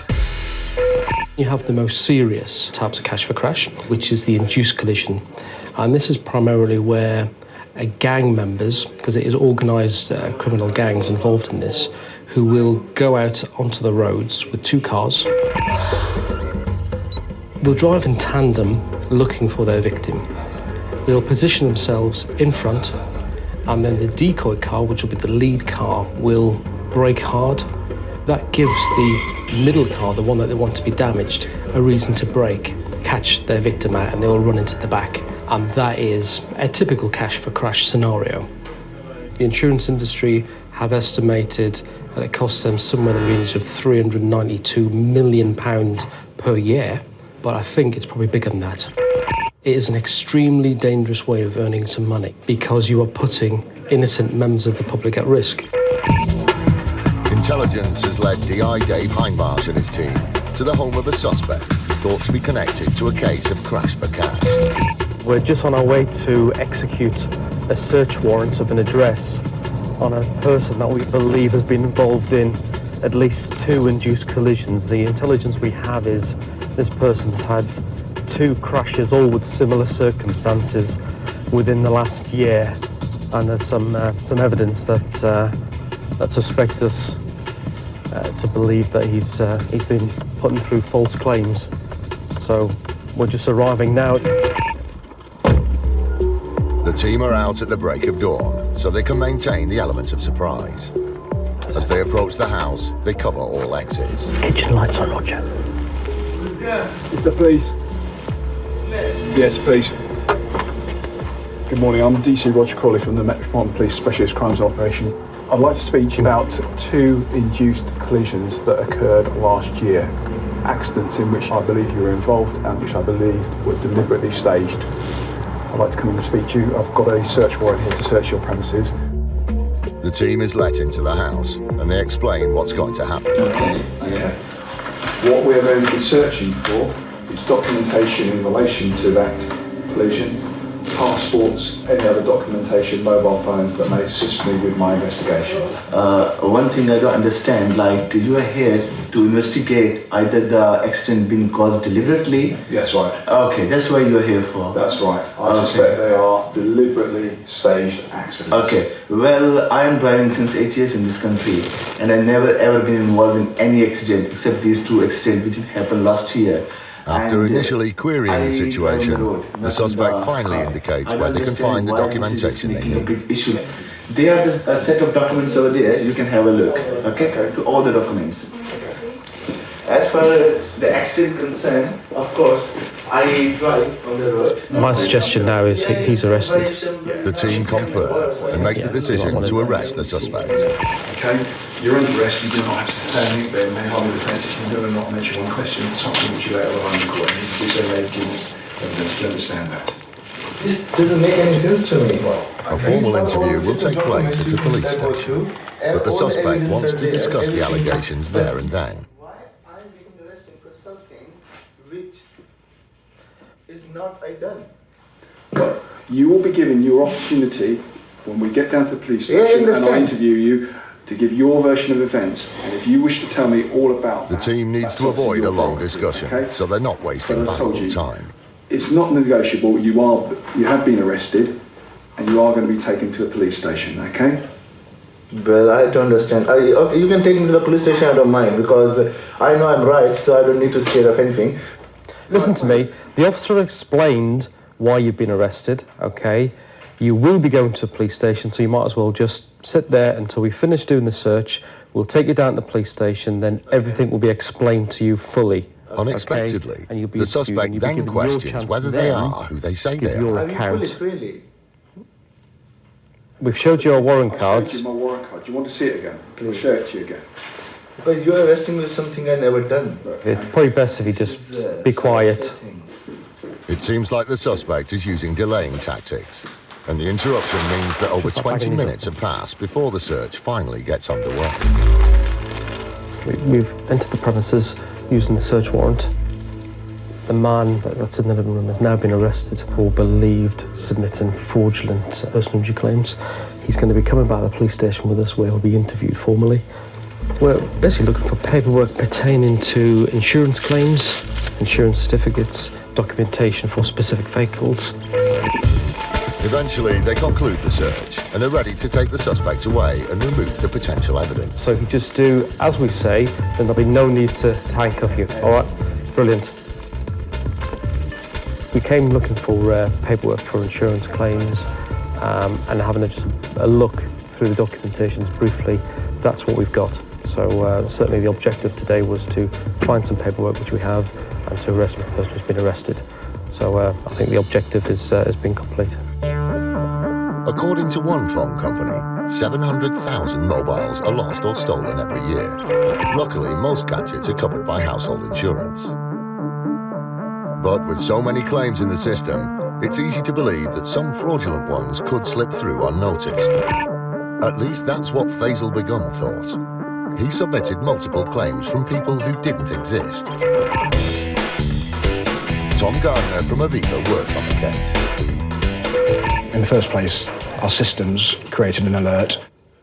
The alert was produced because Begum had submitted two similar claims close together. Although he'd used different names, the claims handlers identified a match in other personal details. An investigation was launched, and recordings of the phone calls from the two similar claims were retrieved. What they found confirmed their suspicions. When they listened to calls, it was quite clear that there were a number of claims being reported by the same person. How can I help? It's William Daniels here.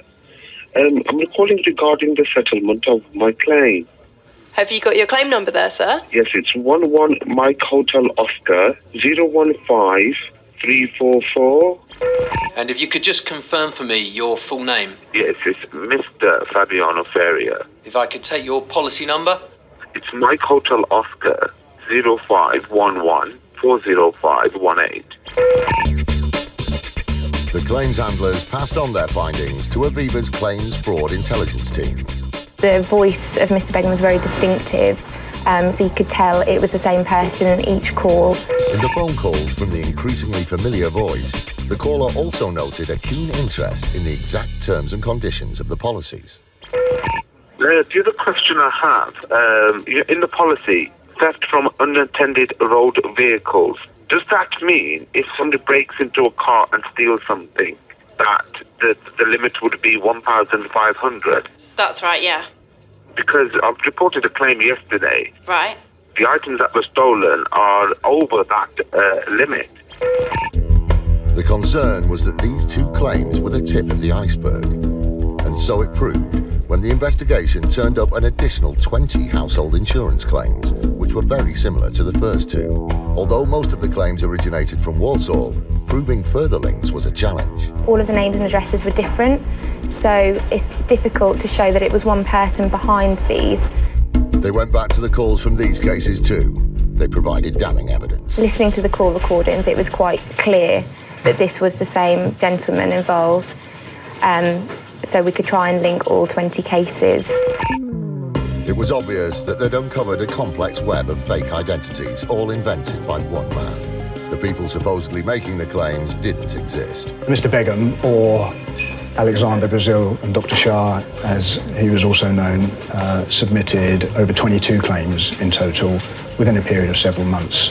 Another giveaway was that the claims were all very similar. Typically, his claims were for mobile devices, tablets and laptops, which he claimed had been left at takeaways or stolen on trains. The claims were generally supported by a lot of documentation, but our investigations revealed that most of those were faked or fraudulent. Each claim was typically for several £1,000s. In total, he submitted 22 claims with a value of over £50,000. All the evidence pointed to fraud on a massive scale, and the company contacted the Insurance Fraud Enforcement Department. The IFED team had initially been investigating Begum because of another lead, and it appeared that his fanciful storytelling had moved up a gear. DS Craig Mullish worked on the case. He reported that his son was very violently robbed at one of the London railway stations that needed medical treatment. The allegations made were investigated by the British Transport Police, and it very quickly came to light that the story that we were told was not accurate and alarm bells were ringing. This led the IFED team to work with Aviva to investigate other insurance claims made by Faisal Begum. They revealed evidence of a pattern of fraudulent behaviour, and they decided to take action. They obtained a warrant for Mr. Begum's arrest and carried out a raid on his property. There's no cooperation, and we had to force entry. Aviva wasn't expecting to hear from him again, but several days later he got in contact. Astonishingly, telephoned Aviva again to make a claim for the damage to his front door that IFED had caused whilst raiding the property. Basically, our front door was damaged. There was a law enforcement agency who forced entry into our property for something which I don't know. Despite the fact that the door had been broken as a result of his fraudulent behaviour, he still thought he deserved a payout. I think the fact that Mr. Begum actually claimed for the damage to his door just showed the audacity of the fraud. There really is no bounds to what this man will do to submit and claim fraudulent monies from the insurance companies. But the insurer was onto him, and the claim went nowhere. At this point, Faisal Begum finally realised that the game was up, and he went on the run. Unfortunately for him, he made a poor choice of hiding place. Mr. Begum then skipped bail, but was later found at his mother's property, hiding in the loft. Faisal Begum was brought to trial, and the weight of evidence meant that the outcome was never in doubt. Mr. Begum was charged with 14 counts of fraud and was sentenced to 2 years in prison, which we felt was a fair and proportionate sentence. This is a great result. It gives a great message out that neither the insurance industry nor IFED will tolerate insurance fraud, and this, I'm sure, will be a deterrent to any future fraudster out there that thinks insurance fraud is an easy touch. It clearly isn't. Roundabouts are statistically safer than other types of intersection, but they still see their fair share of accidents. Susan Evans of Insurers Admiral worked on a case involving a policyholder who'd been involved in one such collision. She said she was approaching a mini roundabout, thought that she had enough time to clear the mini roundabout before the other car made its turn, but unfortunately she didn't, and it resulted in a collision.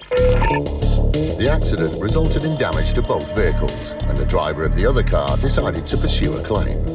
It was alleged that there were actually 2 passengers within that car as well, and that both passengers had unfortunately been injured in the incident. In line with the claims procedure, specific details of the injuries were provided. Claims that we were faced with from the alleged passengers in the vehicle were whiplash claims that were around about £2,000 a piece in terms of value. But the collision took place here, on a bustling high street during the day, which means one thing: eyewitnesses. One actually came forward and said that they were adamant that there was no passengers in the vehicle that our policyholder collided with. So we had a written statement to confirm there was nobody in that car apart from the driver. Alarm bells started to ring, and the insurer decided that further investigation was needed. So they went through the CCTV they'd sourced from the local council. The footage reveals a very different version of events.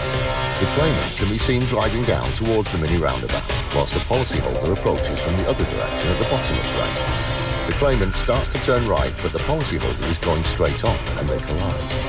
What they saw next proved to be a crucial piece of evidence. They both exit their vehicles, examine the damage, and exchange details. But at no point does anyone else get out of the claimant's car. If we look carefully at the footage, I think anyone involved in an incident of that nature is probably going to get out of the vehicle, have a look at the damage, perhaps assist the driver to try and get details from the other party. You don't see any passengers exiting from the car whatsoever. The CCTV proved that there was only one person in the car, and that the claim for 2 personal injury payouts was a ploy to get more money. Admiral confronted the claimant's solicitors with the evidence. They were clearly quite shocked at the start, but being faced with the irrefutable evidence that the CCTV footage presented, the claims were dropped immediately. If the claimant thought they could walk away with money they didn't deserve, they were wrong. There are penalties that they will have to pay. They will be recorded on a database, and within the background you also have the fact that the police might pick it up as a prosecution. It's estimated that there are almost 2 million CCTV cameras in the UK, which means that fraudsters are increasingly being caught out by film evidence. When it's so clear, as on these particular occasions, and there's clear evidence that those people are not in the cars, it makes our job very, very easy. The Met Traffic Unit are on the road again, this time to execute a raid on a company they believe helps organise crash-for-cash collisions to create fake insurance claims. This morning we're going down to an accident management company. We've got evidence which suggests that the company had been involved in 2 induced collisions, and part of today is to take all of their paperwork and to sift through it at a later stage to identify other induced collisions. So at this stage we're not really sure. It could just be as simple as these 2 collisions. However, I suspect that we'll find evidence relating to more. The team arrives at the scene and approach the company's rented office. They're working against the clock. But first, there's the small matter of gaining access. There's no one here, which is typical of accident management companies when we arrive. So the 2 options we have is we'll try and get hold of the owner, get them to come round and open up. If not, we'll open up ourselves. We shan't be leaving without what we came for. They attempt to make contact with the owner of the company, but draw a blank. Finally, they get through to the landlord of the property. Hello, sir. My name's Andy Collins. I'm a detective constable who works for the Metropolitan Police. The owner of the company is proving hard to track down, but the landlord should be able to let D.I. Hindmarsh and his team into the office. Could you get yourself down here as soon as possible? Just then, a third party approaches the officers. Come with me and speak to my colleague, please. I'm just wondering how you've suddenly turned up, that's all. I'm wondering how you've just suddenly appeared. No, because like yesterday I was at the office. Yeah. He claims not to be an employee, but has come to pick up some paperwork. Okay, she's the secretary, yeah? The Met Traffic Unit is no closer to gaining entry, but then the landlord of the property arrives in person. I've got a door key, but I don't have a shutter key. Oh dear. He's nothing to do with the company under investigation and cooperates with the team to try and gain access to the Have we got a hooligan? There we are, the man with the bar.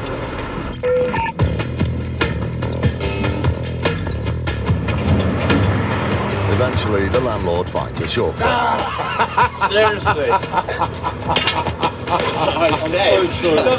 I said to him. And finally, they're in. Thank you. The search is interrupted by the man they first spoke to on the street. He's followed them into the office. Wait, if you want to wait outside, you don't work here, do you? No, but I do look after the police. Okay, well that's not what you said earlier, so do you want to wait outside? You said you came here to collect papers from the business. Yeah. No, you just wait outside, yeah? Okay. At last, they're able to search the company office in earnest. Although the team is investigating a small number of specific incidents, they suspect that the company is connected to more, and they hope to find evidence of this. Well, we're just going through all the desks in here looking for fraudulent motor insurance claims. We have certain collisions, accidents that we know about that have happened that we will need the paperwork for. Hopefully we'll find them when we go through it more thoroughly, but at this stage we can take everything, then we can investigate the claims and see if they may be suspect as well. Before long, the team makes an interesting discovery. Some stuff has been found in the bin over there with some dates from an insurance company that's written to this company questioning some claims that have been made, and that's ended up in the bin, so we'll have to look at that and see what their concerns were, speak with that insurance company and obviously investigate that collision as well. You find things that you're looking for, and it's just like putting together a jigsaw really, I suppose. As the potential evidence is bagged and recorded, another discovery is made. The guy that turned up first thing this morning, that was denying actually working here. This is actually his desk, he's admitted there. So he does actually work here. It's not just paperwork that the team is after. The company's computer equipment will be examined too. The AXA management company is now closed because we've taken away their computers and all their documentation, so it'll be difficult for them to continue practicing. In relation to further inquiries to this matter, it's an ongoing investigation, and there is likely that we'll be looking to execute further search warrants and hopefully discover more evidence of any wrongdoing. The Met Traffic Unit is dedicated to making our roads as safe as possible, and every fraudster they take down moves them one step closer to that goal.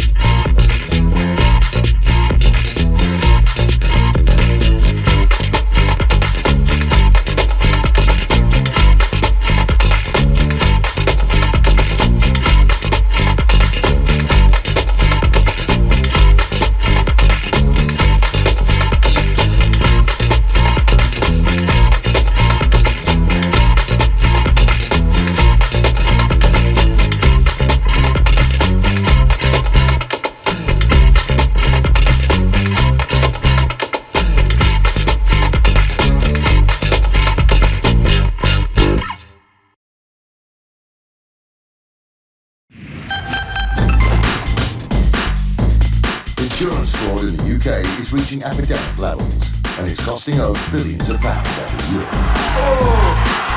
Deliberate crashes, bogus personal injury claims, even phantom pets. The fraudsters are risking more and more to make a quick killing. And every year, it's adding up to £50 to your insurance bill. Insurers are fighting back, armed with covert surveillance systems. The subject out the vehicle. Sophisticated data analysis techniques. And highly skilled dedicated police units. Stay where you are! They're catching the criminals red-handed. All those con men, scammers and cheats on the fiddle, now they're caught in the act. And claim and shame.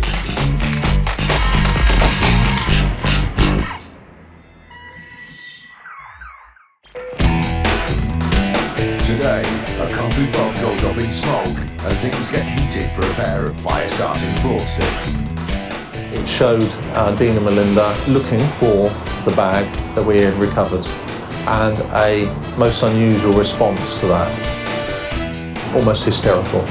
The Specialist Police Unit IFED shuts down a gang of motor insurance fraudsters. I don't think they expected to get caught so quickly, but ultimately most fraudsters will get caught.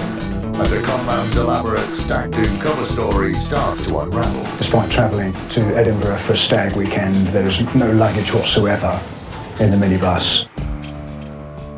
In July 2011, a huge fire broke out at the Toll House pub in Lymington in New Forest. The flames spread rapidly, cutting off people trapped on the upper floor. The emergency services were called to what had quickly become a life or death situation.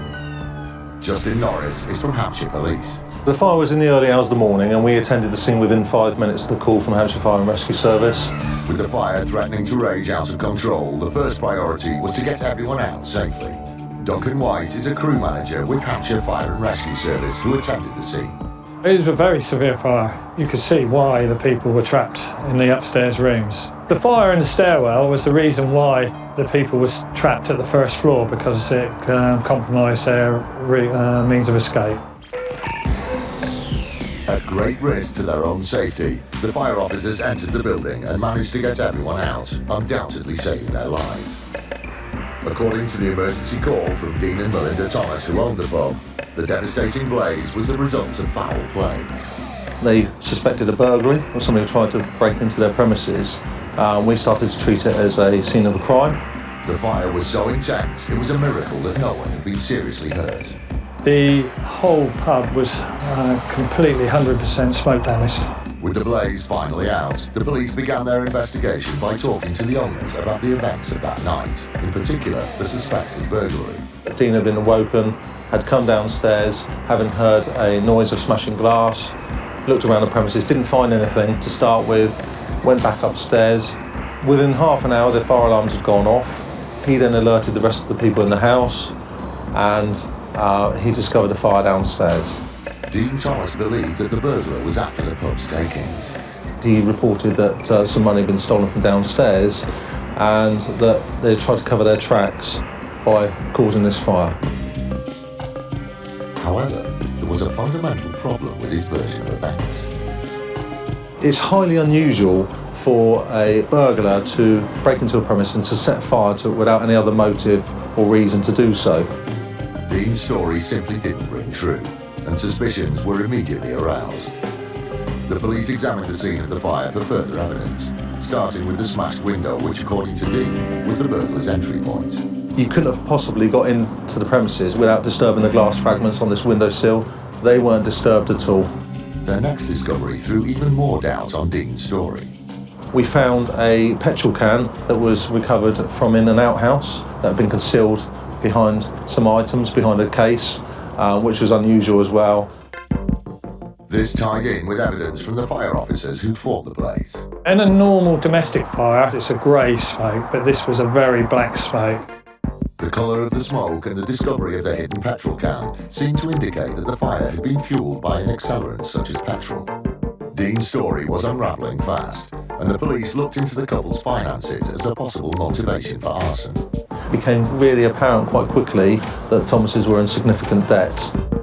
Evidence was mounting on all sides that the fire had been deliberately started by the Thomases for an insurance payout, but conclusive proof was lacking until a chance discovery in the grounds of the property. We recover a bag of clothing. We don't know whose clothing this is, but we discover it's outer clothing, sort of tracksuit bottoms and a top, and some domestic gloves. We didn't know why it was there, we didn't know whose it was, but we suspected it was something to do with the fire. Sensing a chance to catch the culprits red-handed, the police set up surveillance of the area with a hidden camera. We thought that whoever put the bag there might come back to the scene to try and recover it, to dispose of it, because we believed at the time this was the bag of clothing that had been used to start the fire. Unlike fraudsters, the camera never lies, and the surveillance footage meant that Dean Thomas's story went up in smoke. It showed Dean and Melinda looking for the bag that we had recovered, and a most unusual response to that.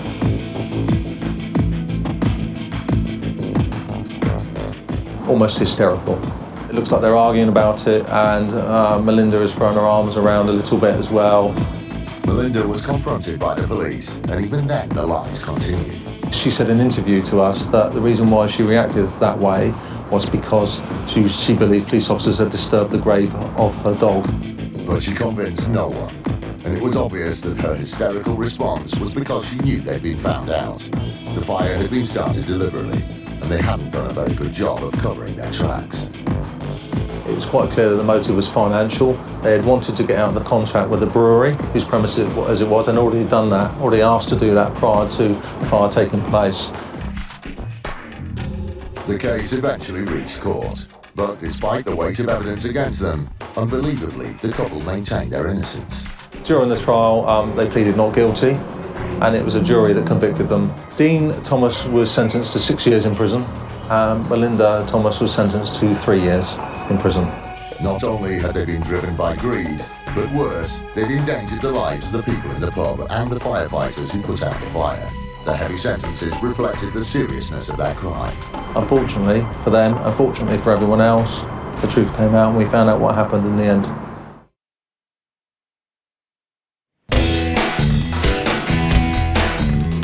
A fraud gang is scuppered after making an outrageous claim. To put a claim in on a vehicle that they were driving and or involved with that did not have damage consistent to what's been portrayed, it's rather foolish. And its insurance company in one corner, fake Olympic boxer in the other. It's not untypical of insurance fraudsters to have aliases. I guess what's surprising in this case is that he sought to bring such attention to himself. Combating the ever-increasing threat of insurance fraud is an elite police squad known as IFED, the Insurance Fraud Enforcement Department. IFED is a 35-strong unit that works tirelessly to hunt down and prosecute insurance fraudsters wherever they may be throughout England and Wales. From now on, fraudsters need to watch their back. In only 18 months, we've arrested over 300 people. We will start to see a reduction in the insurance fraud in this country, which is ultimately what we're aiming for. It's highly likely now, if you commit any insurance fraud, you will get caught. Police, don't move, stay where you are! In 2012, IFED travelled to Torquay to carry out a raid on a gang of fraudsters believed to be behind various multi-vehicle accidents. The collisions were staged in order to cash in on motor insurance policies. It all started with a seemingly innocuous accident in 2009. Mike Brown from Direct Line was on the case. The accident in 2009 involved 3 vehicles. One was driven by Mr Baker, a second vehicle driven by Mr Cash, and a third vehicle driven by Miss Shears. Mr Baker lost control of his vehicle and collided with the 2 vehicles driven by Miss Shears and Mr Cash. At that stage, there was nothing to suggest fraud. No suspicious circumstances surrounding that claim. It entered the claims process and the claims were eventually settled for all 3 vehicles. DC Kate Sibley from IFED also worked on the case. Claims were going in for personal injury, damage to cars, damage to property within the cars, loss of earnings, hire vehicles, whatever basically they could put a claim in for, they were putting a claim in. In total, all 3 claims were settled for approximately £15,000. And there the matter would have rested, had it not been for another accident 2 years later. Striking similarities to the claim from 2009 led to an investigation being launched. Mr Baker appeared to be the offending driver on both occasions. There was 3 vehicles again involved. All parties knew each other, raised concerns. All those involved in the accidents were linked and alarm bells started to ring. The cars from the second accident were then examined by an expert employed by the insurers. The crash investigator basically said how they're saying the accident happened didn't match up with the damage to the vehicles. So in his opinion, it was unlikely that it actually took place. To put a claim in on a vehicle that they were driving and or involved with that did not have damage consistent to what's being portrayed is rather foolish. They made a big mistake, and this alerted the insurers to other aspects of the claim which raised suspicions, not least the huge amount of money involved. In total, £80,000 was the amount of claims that would have been paid if we had not have intervened.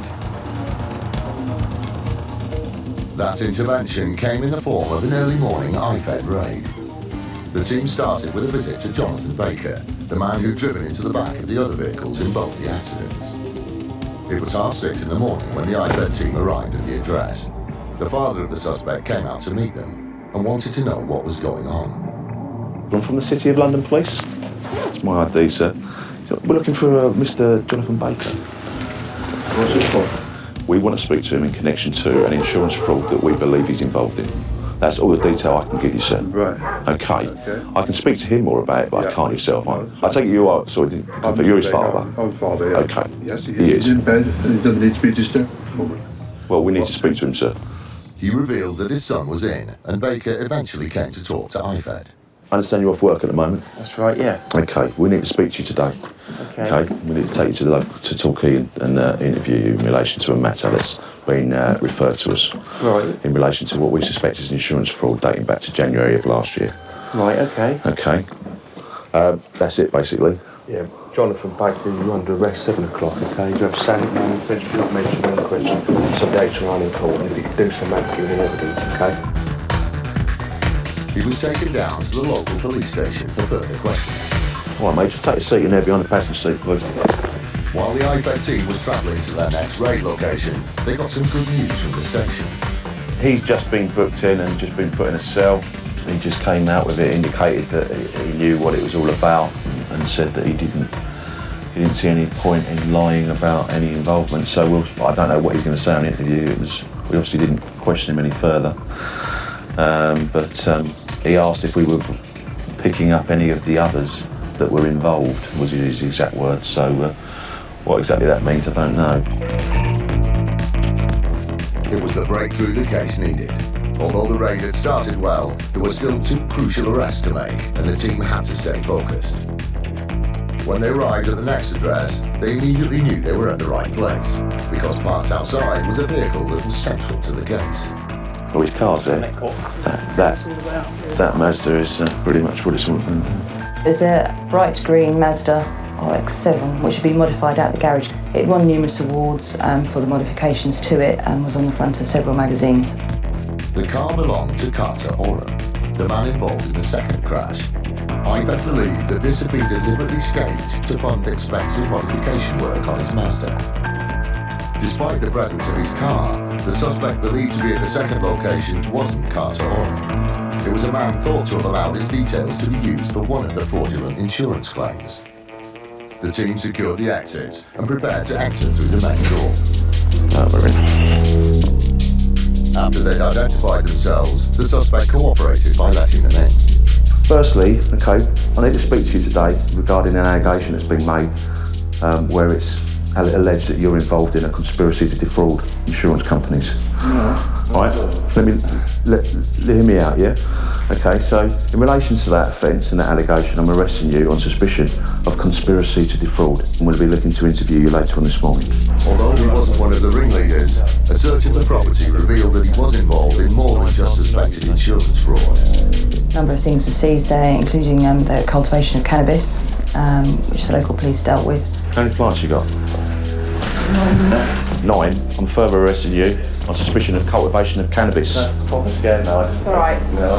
I don't like dealing with people on the street. I smoke weed like I've got my own bombs. I just sit in here and smoke weed. The team then moved on to the final and most important location, a garage called Shell Shot, which was linked to all the suspects and all the cars. When we delved deeper into the second claim in 2011, it became apparent that Shell Shot were clearly involved in some form of fraudulent activity. The whole fraud centred around this main garage, Shell Shot, and all the vehicles either were from there or passed through there, but were borrowed and used in the contrived accidents and then done up and returned to their rightful owners or paid for by the insurance companies to be repaired. Shell Shot was owned by Carter Oram, the owner of the Mazda, and Richard Cash. Both of these men were directly involved in the induced collision. And it was here that the IFED team hoped to apprehend their final suspect, Carter Oram. Listen, Jared, hello, mate. I'm Mark Fulson from the City of London Police, okay, Insurance Fraud Enforcement Department. Right. Okay. I need to speak to you about an allegation that's been made, okay, where the allegation is that you have conspired with others to defraud the insurance company, all right, namely RBS, all right? So in relation to that, okay, I'm going to have to arrest you, okay? You don't have to say anything, but it may harm your defence if you do not mention, when questioned, something which you like relying on court. Okay. Anything you do say may be given evidence. And that's in relation, like I say, conspiracy to defraud, okay? We'll have to take you away now, okay? Is your boss here, or are you in charge, or whatever? I'm in charge, yeah. Their hunch that he'd be at work paid off, and he was taken away for further questioning. Right, stick you in the cage, mate. I'm going to take you back to Torquay. All right, jump in. The team had made 3 arrests and recovered a wealth of evidence, but the complexity of the fraud meant that there were still people to track down. The other suspects were arrested later on in Devon, and one suspect attended Bishopsgate Police Station voluntarily. IFED's swift action ensured that the scam was shut down before the fraud could get any bigger. By April 2013, IFED had collected enough evidence to bring the main players to justice. Baker was sent down for 6 months, and Richard Cash for 14. Carter Oram received a 6-month jail term suspended for 12 months. Jennifer Shears, for her involvement in the first crash, was handed a 2-month prison sentence, suspended for 12 months. Direct line groups has a zero tolerance to fraudulent insurance activity. I don't think they expected to get caught so quickly, but ultimately most fraudsters will get caught. In 2012, Olympic fever was everywhere. For athletes who'd been chosen to represent their countries, this was the fulfillment of a long-held ambition. This was especially true for one young Afghani man living in West London. Against all the odds, Daz Siddiqui had made the Afghan boxing squad, and his inspirational story was starting to gain attention. In an article in The Sun, he was quoted as saying, "I know I won't be one of the favourites to win a medal, but being a competitor at the 2012 Olympics seemed just an impossible dream." He was right, but not in the way he intended. The whole thing was a total fabrication. Siddiqui was actually a serial fraudster and fantasist. Tom Gardner from Aviva worked on the case. It's not untypical of insurance fraudsters to have aliases. I guess what's surprising in this case is that he sought to bring such attention to himself. In truth, Daz Siddiqui was a conman who lived in a fantasy world. He'd invented multiple personas to cheat money out of insurance companies, but his lies were uncovered by Aviva's fraud detection team, who spotted a number of suspicious claims. We were able to identify matches between addresses and bank accounts, which originally alerted us to the fraud. And as we investigated that further, we were able to unravel the full scale of his fraud. He'd set up a web of fake identities. Majid Siddiqui went by a number of aliases, including Daz Siddiq, Owen Hart, and Kevin Heartbreak. But Siddiqui's fraud went much further than just inventing fake names. DC John Hurley from the City of London's Police Insurance Fraud Enforcement Department also worked on the case. He tried to cover his tracks to some extent by changing his name regularly by deed poll. In a 2-year period, he had anything up to 6 to 8 names. In fact, I imagine that he has got one name that he keeps to himself, but he's been known by so many different names that perhaps only he will ever know what his real name is. But he didn't stop at fake identities. His financial arrangements revealed a web of lies too. In total, we were able to identify 23 bank accounts. The bank accounts were used in the first place to obtain insurance under bogus names and addresses, and then also later to receive payments from claims. Siddiqui was committing fraud on a massive scale. So in total, we're aware of 46 claims which were presented for bogus injuries, which on a full liability basis would have had a value of about £500,000. Siddiqui's fraudulent claims primarily involved car accidents that had never happened, with multiple occupants who never existed. He would then claim for car repair costs and personal injury compensation. Mr. Siddiqui was not terribly sophisticated. He created a company that handled all these claims, but foolishly or otherwise, claimed that company was both restoring the vehicles, and he would also make personal injury claims and rent vehicles. And so to people who've worked in insurance fraud for a number of years, these things stick out. Once they'd collected all the evidence they could, the insurers handed over their findings to IFED to take the investigation to the next stage. There's some things they can't do and that police officers have to do, including tracing him through his bank accounts and through names and aliases that he'd given. Once we'd traced all these activities and put them together through mobile phone records and bank account details, it was just really a question of catching him in and making sure that he was caught red-handed, as the expression goes. By now, there was enough evidence to move in and arrest him. On the day of the raid, when we went in, he was watching the TV. And one of the things that was strangest to us is that amongst his various aliases and his various guises, he'd said that he was an Olympic boxer. And he was actually watching the Olympics when we came in, but it was the rowing. So we asked him about that.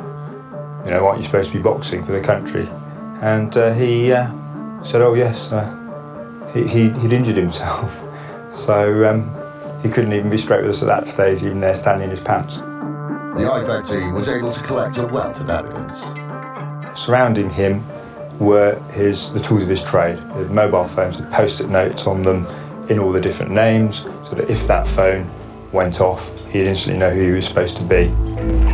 With so many personas, it was hard for Siddiqui to keep track of who had put in what claim. The case proceeded to court, and Siddiqui was brought to justice. He was charged with 11 counts of false representation under the Fraud Act, and also 1 count of holding a fake national ID card. Perhaps realising that for once he should tell the truth, Siddiqui pleaded guilty.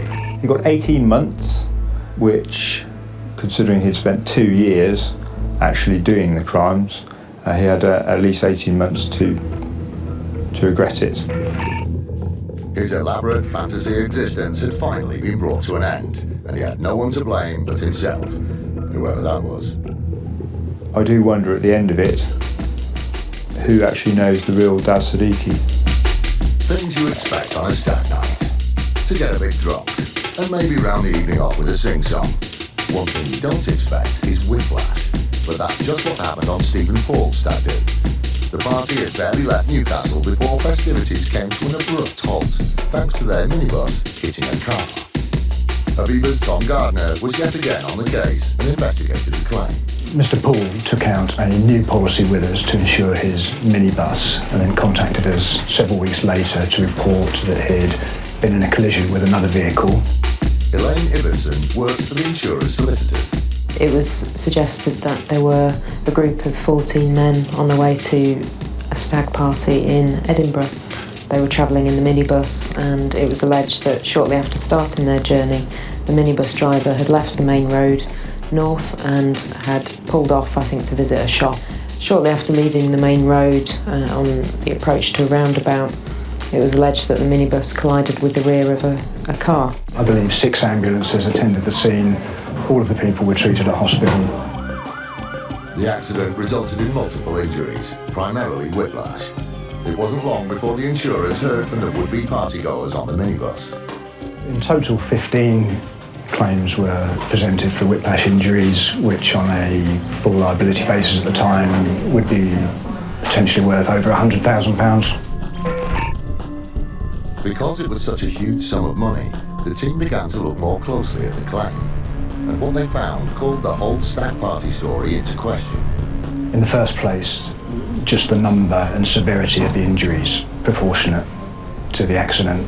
In the second place, that the accident happened so soon after a new policy was taken out. There's always an element of suspicion when every single occupant of both vehicles involved in a collision claims to have sustained almost identical injuries. It wasn't a huge impact one way you'd expect every single person to have been injured.